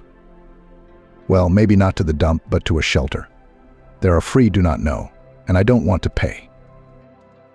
"I'm sick of everything," said Maggie. "I thought my grandmother would give me something to eat. Have you seen how many old books and clothes there are? What's the use? They're all junk. They should be taken to the dump. And sell the apartment." Sami banged his fist. "Fool," said Maggie. "Maybe there's something antique. Sometimes they pay big money for such things." "The rich get fat," Sami replied. Something rumbled and clinked in the kitchen, as if they were pouring a drink from a bottle. It was about time that idiot was kicked out by his grandmother. He wanted to be the first to get a piece. "Want some?" Poor Maggie said. "No, I don't think he wanted to steal. He probably wanted to save the old woman. What an idiot. Who the hell is he?" "Nothing," Sami chuckled. "She kicked him out. Now he won't save her. Now we'll decide everything by ourselves. That's enough. The old woman has lived and lived. It's time for us to get everything. And the gold is the most important. Maybe it's worth $1 million. What do you think?" Liz didn't remember how, but she walked quietly back. She closed the door and lay on the bed, stretched out on her back, her arms folded across her chest. She heard her heart thudding knock, knock, knock, knock, knock, knock, knock beneath her hands, and she thought it would stop once. And it would stop now. What she heard was like a forest fire that consumes the young growth. It was like a tub of water being splashed on a freshly painted canvas, and it washed away all the colors. Liz's world turned upside down, back and forth, spinning and falling somewhere. The old woman couldn't get it into her head. Was this happening to her? Was it not a terrible dream? Or maybe it was really a dream? Maybe she fell asleep to a program that tells about how soulless and heartless sometimes children and grandchildren are, and that's how she dreamed it. How much time had passed, Liz didn't know. But judging by the way the moon moved across the sky and peered through the window with its ghostly disk, it was already night. The door opened and a dark silhouette peered into the dark room. Liz had turned off the lights when she returned. "Grandma, are you asleep?" the silhouette asked in Maggie's voice.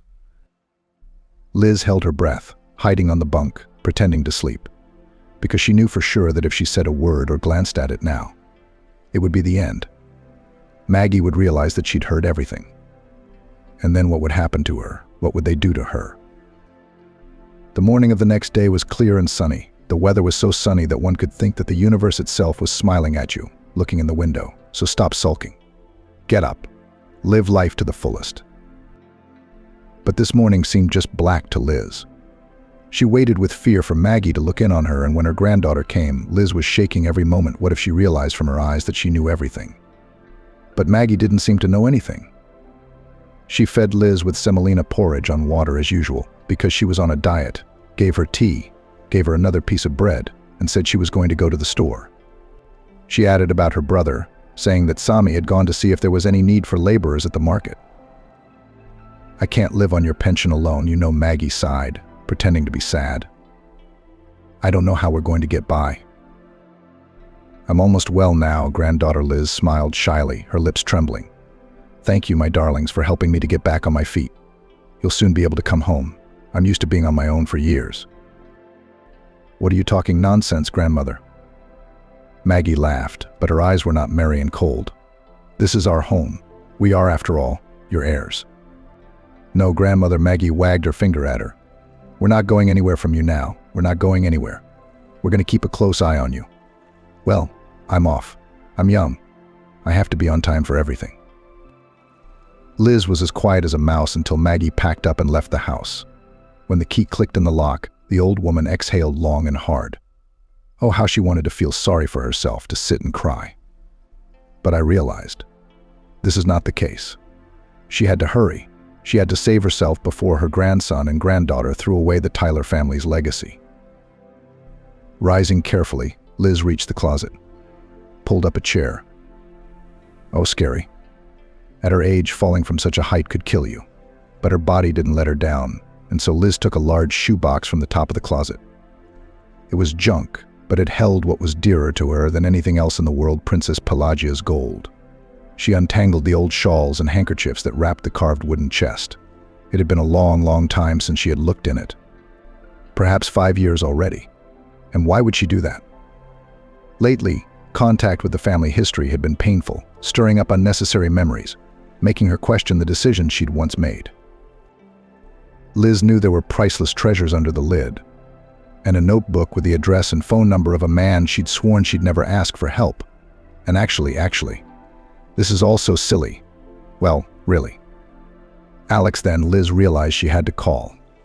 She had to call. Slowly, tautly, the lid lifted with the creak of ancient wood. Liz knew what she must see: the dull glow of gold in the midday sun. But what appeared before her? The old woman froze, her eyes rounded. Her heart skipped a beat. No, it was impossible. It couldn't be. But the sight did not lie, and she reached into the casket with a trembling hand and took out something she had not expected to find. Not that Joffrey was prepared for such a development, but he sensed that if Granny knew what he was up to, she wouldn't give him a hard time. Because Liz, unfortunately, is too kind and somewhat naive in a person who is in the captivity of his own illusions. Therefore, Joffrey only had to be extremely careful. But at some point, things didn't go according to plan. And he, damn it, was not even allowed to explain himself normally with his grandmother. He wanted to lash out at the two vultures who had the nerve to call themselves Grandma Liz's grandson and granddaughter, but he didn't. Because he realized that this time there would be no victory on his side.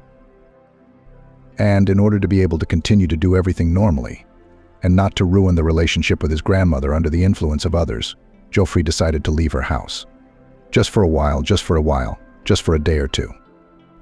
And then, it was only necessary to buy time, when the vultures, damned vultures, would not be in the apartment and could talk to his grandmother about everything. That was Joffrey's plan. And it wasn't bad at all. The guy stood at the bus stop, under its iron visor, and waited for the bus. While he was waiting for transportation, he went to the internet via smartphone and renewed the lease of a daily apartment, which he had already looked for a long time, because it was getting harder and harder to live in an apartment.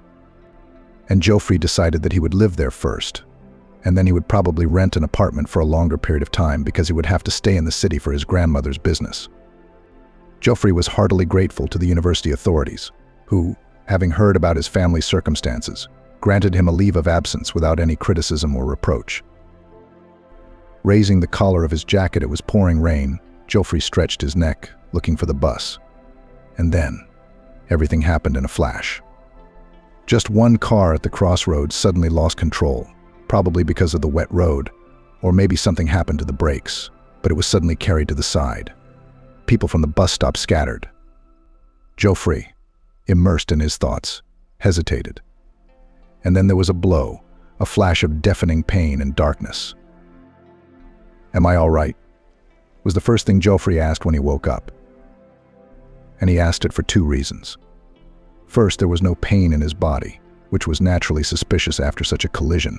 And second, there was a marvelous golden-haired creature leaning over him, who could easily be mistaken for a guide to a better world. Like those who are dying to lead through the tunnel to the eternal light. Alive and not even broken, which is amazing, said a gruff voice. And the marvelous creature was displaced by a bearded man in a hospital gown. The doctor, and it was he, introduced himself to Harry and told him that Geoffrey had been lucky to get away with a few bruises and a suspected concussion.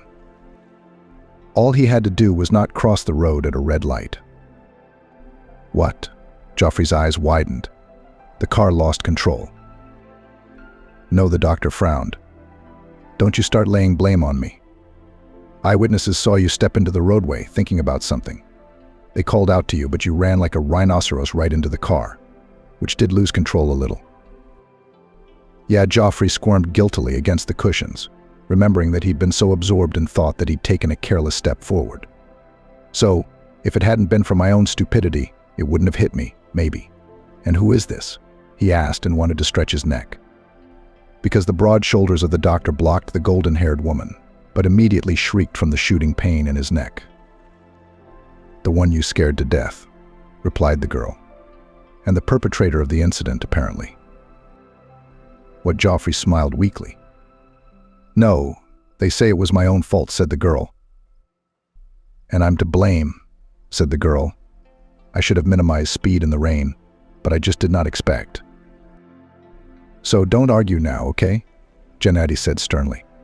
"Why did I allow you to see the patient at all? In general, will you write a claim for damage to health? The guilty party is ready to pay for all treatment, and also compensation for moral damage." The girl nodded hastily. But the last thing Geoffrey could think about now was money. "No one else was hurt," the girl said. "Well, just my car had hit a concrete fence." "Are you all right?" shrieked Geoffrey. As you can see, she smiled charmingly. The airbag didn't fail. "Well, here's my phone." With these words, she put a sheet on the bedside table. "I'll be in touch. I won't run away. And here's one more thing." She dug into her purse and pulled out a wad of bills. "I withdrew it from the nearest ATM.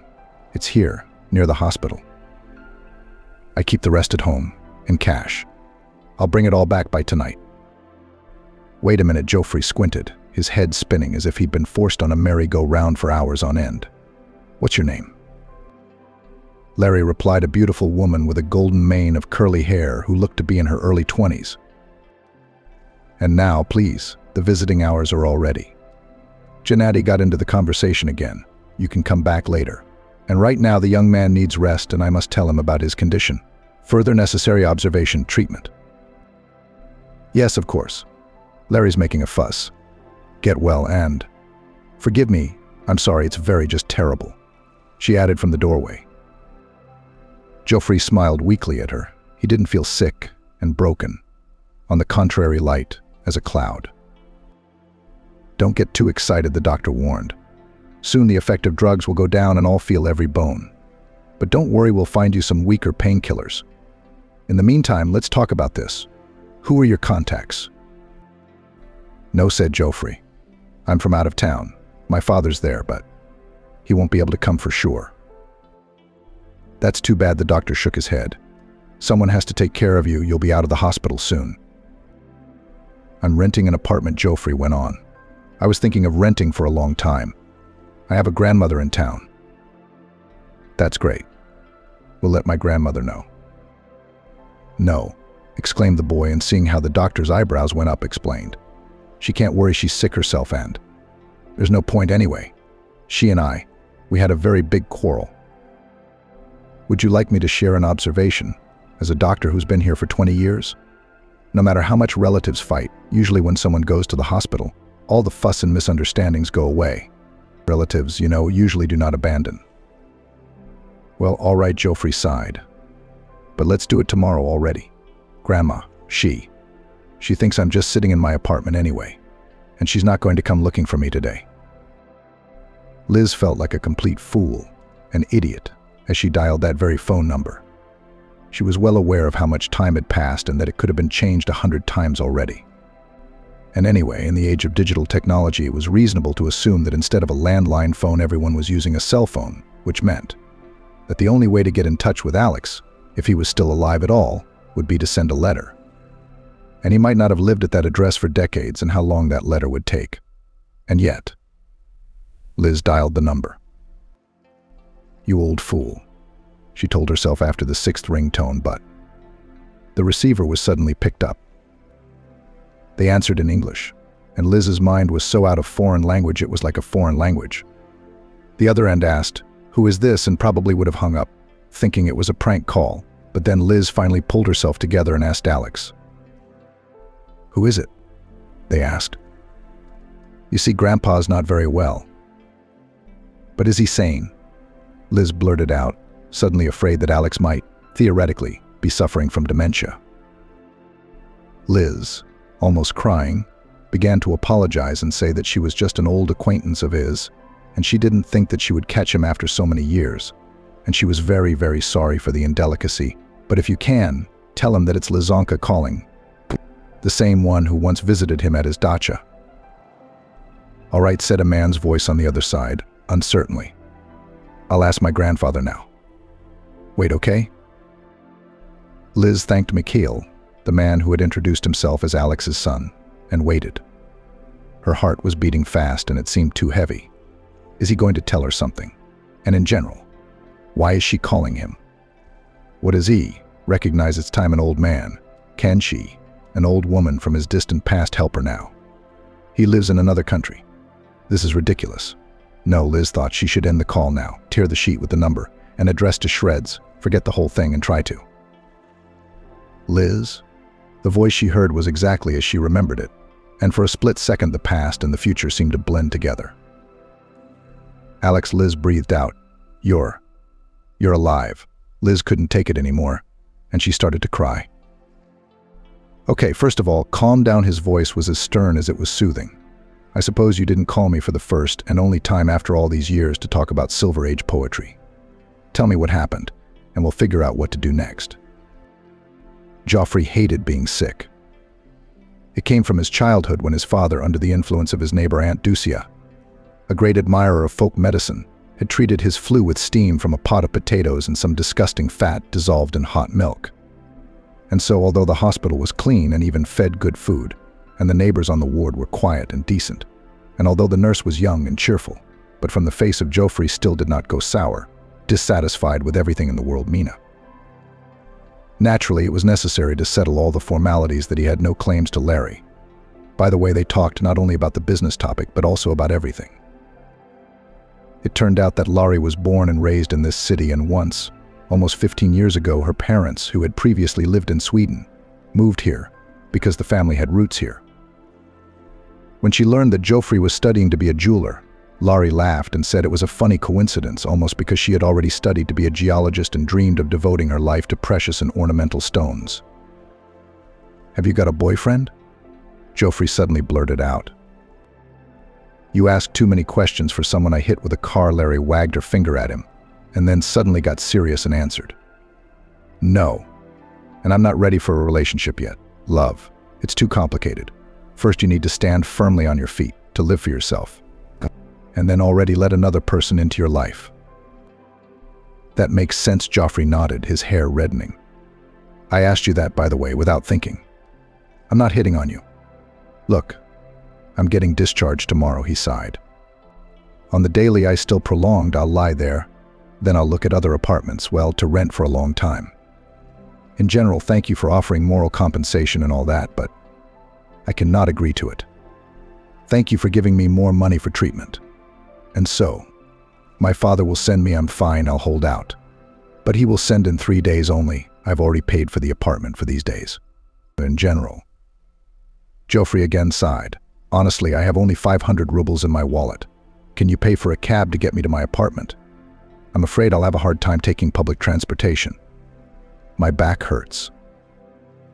I'll drive you, she said, and hastily, noticing how Joffrey's eyes rounded, added, not me, but my father. He can take you in the car. I won't drive again for a while, I'm afraid. Also, I've been thinking. Well, since you're a little short on money then. You know, my dad's at the country house. An old country house, built in the 50s or even earlier. Maybe. Will you stay with us? Well, while you're recovering. Fresh air. And there's no worries, my dad has a woman working there. Tina's name is Tina. She's a great maid and cook. Anyway, I'm sorry I'm rambling, it's the first time it's happened. And with a car and a man. It's the first time. Joffrey blurted out and then stopped talking, because the joke was stupid, inappropriate, and not about anything. Laurie looked at him in confusion too, and then for some reason they laughed together. You agree, Guy, came the voice of a neighbor in the ward, 40-year-old metallurgist, who went to the hospital with an industrial injury. If in my 20s such a girl offered me a visit, I would fly like a dove if I didn't go. Joffrey sighed. Maybe. It really wasn't such a bad option, was it?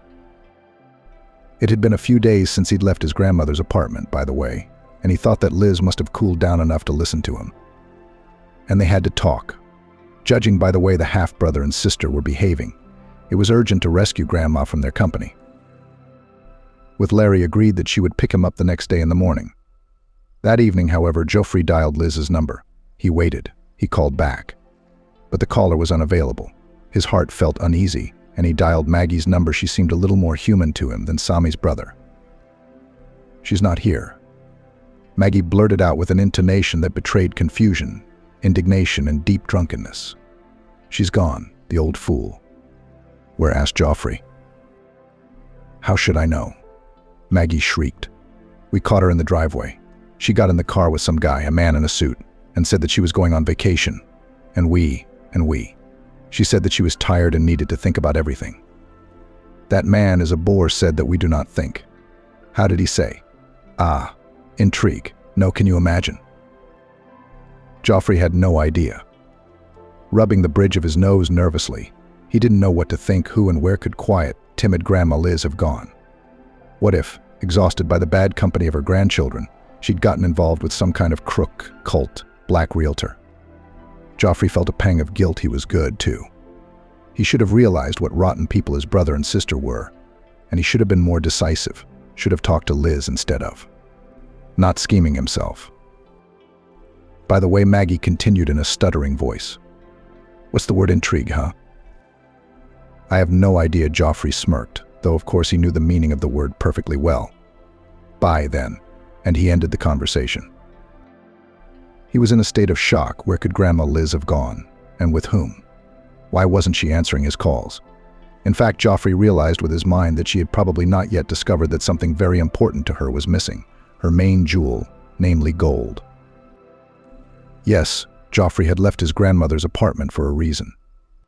A couple of days before Liz had thrown him out in a scandal, he had taken advantage of her absence. She had been with Maggie and Sami at the clinic to go into her room, and knowing perfectly well where the treasure chest had been kept all these years, had taken it out. He opened it, put the gold in a box, and put it in his inconspicuous sports traveling bag. In place, that is, at the bottom of the chest, put a note in which he explained everything as it is. Mole, I'm taking this, grandmother, to save for you, because your grandchildren relatives are already thinking about how to divide it. In general, Joffrey, when all this was arranged, hoped that he would be able to personally with his grandmother to talk about all this before she noticed the disappearance of gold jewelry. After all, he knew for a fact that she had not touched them for years, and therefore theoretically she should not have noticed that they were missing. But, Anything could have happened. And now Joffrey wondered, and if she had found out that they were missing, how had she reacted? Did she believe what he said in the note? Just words, with no proof that he was right? Or did she curse him as a dishonorable thief? Or maybe Granny had already filed a complaint against him. But Joffrey thought if the latter was true, they would probably have found him in the hospital by now and come to him here. So where was the truth? And who the hell had taken his grandmother away, and where? On the day he was discharged from the hospital, Joffrey was worried sick. His own consent seemed to him a rash folly. After all, he hardly knew Larry at all, and he had already accepted an invitation to visit her at home. And not even at home, but at her country cottage. But on the other hand, why would she plot something evil against him? It's more like she's trying to make it up to him for hitting him with her car. The day he was discharged from the hospital, Larry and her father came to pick him up. Vincent, a solid-looking man in a suit, shook Joffrey's hand and said he sympathized with him and was grateful that he had agreed to a peaceful resolution to the whole thing. "Yes, it was nothing," replied Joffrey with a look as if his cars were being hit on a weekly and regular basis. From the hospital, they went first to a rented apartment. They had to pack their things, which, fortunately, were few. Unnoticed by his new acquaintances, Joffrey poked his hand into the bag with the gold. The box with it seemed to be still inside. The jewelry rustled if the bag was shaken. On the way to the cottage, we got to talking to Vincent. It turned out that he is engaged in honey business. He said that he owns several apiaries, supplies bee products to many stores, and in general does not regret that he settled here. Because here is his real home. Here has felt some special, almost mystical connection with the ancestors. "My father is thinking of coming here this year," too, Vincent said, "for a visit. I don't want to disturb. Well, I mean, it's a family atmosphere, and here's a stranger." "It's all right," Vincent smiled, "but I must warn you. Besides me and Tina and you, there will be one other person living at the cottage. A pensioner, an old acquaintance of my father's." "That's all right," said Joffrey. "I have a grandmother myself." "Larry said you had a fight with her?" Vincent grinned. "Generational differences?" "Something like that," Joffrey said, not wanting to be privy to any personal squabbles. "Family circumstances," he said, staring thoughtfully out the window at the summer scenery and planning how to look for Granny, because of course he couldn't leave it at that. Wow. That was all Joffrey could say when the cottage appeared in front of them, when they drove through the pine grove. At first sight it was clear it was an unusual place, which seemed to exist in some detachment from the surrounding, mundane world. The two-storied building reminded of a harem, as it is often depicted in Russian fairy tales, but at the same time it was felt that everything here was thought out for the comfort, modern convenience of the inhabitants. The lower floor was flanked by a veranda, partly glazed, partly open, with a railing and columns covered with skillful carvings and covered with some curly and lushly blooming plants. "Welcome," Vincent smiled as Joffrey got out of the car. "Here's our family, and here's our guest." From the porch of the house came a short, plump, but clearly full of vitality woman of about 50, dressed in a brightly colored dress. "You are, of course, Joffrey," she smiled broadly at the boy, introduced herself as Tina, and taking him firmly under her arm and even hugging him around the waist, led him toward the house. "I'll make you some tea now. How do you feel about raspberry jam? I made a pie with it. There's also fish pie. And soup. Cabbage salad with carrots and apple. Oh, careful, the step is sagging here, it should be fixed. Don't worry, I've prepared a bedroom for you downstairs. You're in no condition to run up and down stairs, are you?" Tina was still talking, and Joffrey couldn't get a word in edgewise. Vincent and Larry laughed at the encounter. Vincent carried Joffrey's bags into his room, and Larry joined Tina in talking about the cottage and its surroundings. "And now we have a surprise for you," Vincent said abruptly, as the little group made their way to what he said was the veranda at the back of the house, where the tea table was set. A surprise? It wasn't that Joffrey didn't like surprises, but he'd never been spoiled with them in his life, and he hadn't realized what there might be. And then when he stepped out onto the veranda and saw who was standing in front of him, he was speechless. "Grandma?" Liz smiled at her grandson and opened her arms to him, and he, still not too sure of the reality of the surrounding reality, stepped towards her. Grandma, but what are you doing here? And you? Joffrey swallowed hard and looked into the old woman's eyes. They were warm, tender. Have you forgiven me, Grandma? How could I not, grandson? She said and stroked his head, ruffling his already unruly hair. I think you have a lot of questions. Joffrey nodded, but before he could say a word, Tina intervened, saying that it was best not to eat on an empty stomach, and that everyone should sit down and she would serve the pies and everything. Joffrey talked himself into taking his time, if only out of respect for the owners of the house, whose identity he was now much more concerned about, and indeed drank a cup of tea, ate a little something. And then finally Liz spoke. And to begin with, she spoke briefly about how she had met Alex in her youth, how fate had divided them, and how then, lo and behold, just the other day she had realized it was time to turn to him. It turned out that Alex couldn't help her so quickly. If he wanted to, he was far away vacationing at a resort, but he could entrust the care of an old friend to his son Vincent. I almost went crazy when I saw him. Liz smiled. He looks just like his father when he was young. Oh, if I weren't so old, I'd be madly in love, she said, and laughed. Liz hastened to tell Joffrey that she had overheard the whole sordid, dirty conversation between her blood grandson and granddaughter, which had opened her eyes to many things. And then, when she read Joffrey's note, a lot of things came together for her. You know, the day after I called Alex, I went to the clinic with Sami, Liz said, and when I got home, I saw that my room had been turned upside down. Maggie said she wanted to tidy up my room, and her eyes were running around. I knew right away it wasn't true. She's never been used to cleanliness or order, and the way everything was torn through, I realized what she really wanted. She was looking for gold. And then, a few days later, Liz said, growing sad, Sami came to me. He had been drinking heavily. He started asking me how I was, how old I was, had I already written a will for my grandchildren. I told him to stop saying such things, but he got angry. Believe me, he pushed me so hard that I fell. What a bastard. Joffrey almost jumped up from the table, as if he were going to run to his brother to punch him in the face. Maggie calmed him down, Liz continued. I was shaking all night. I had a chair against the door, but if they'd wanted to break in, the chair wouldn't have stopped them. In the morning, Sami apologized. Maggie begged for her brother. Well, I pretended that everything was fine, that I didn't hold a grudge.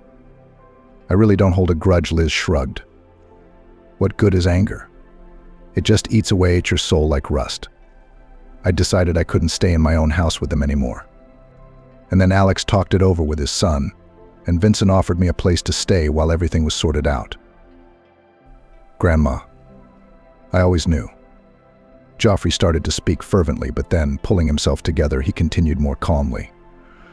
I always thought Maggie and Sami weren't the most decent people. I'm sorry. It's all right, Liz sighed. Life happens. I'm lucky to have one grandson. A real one.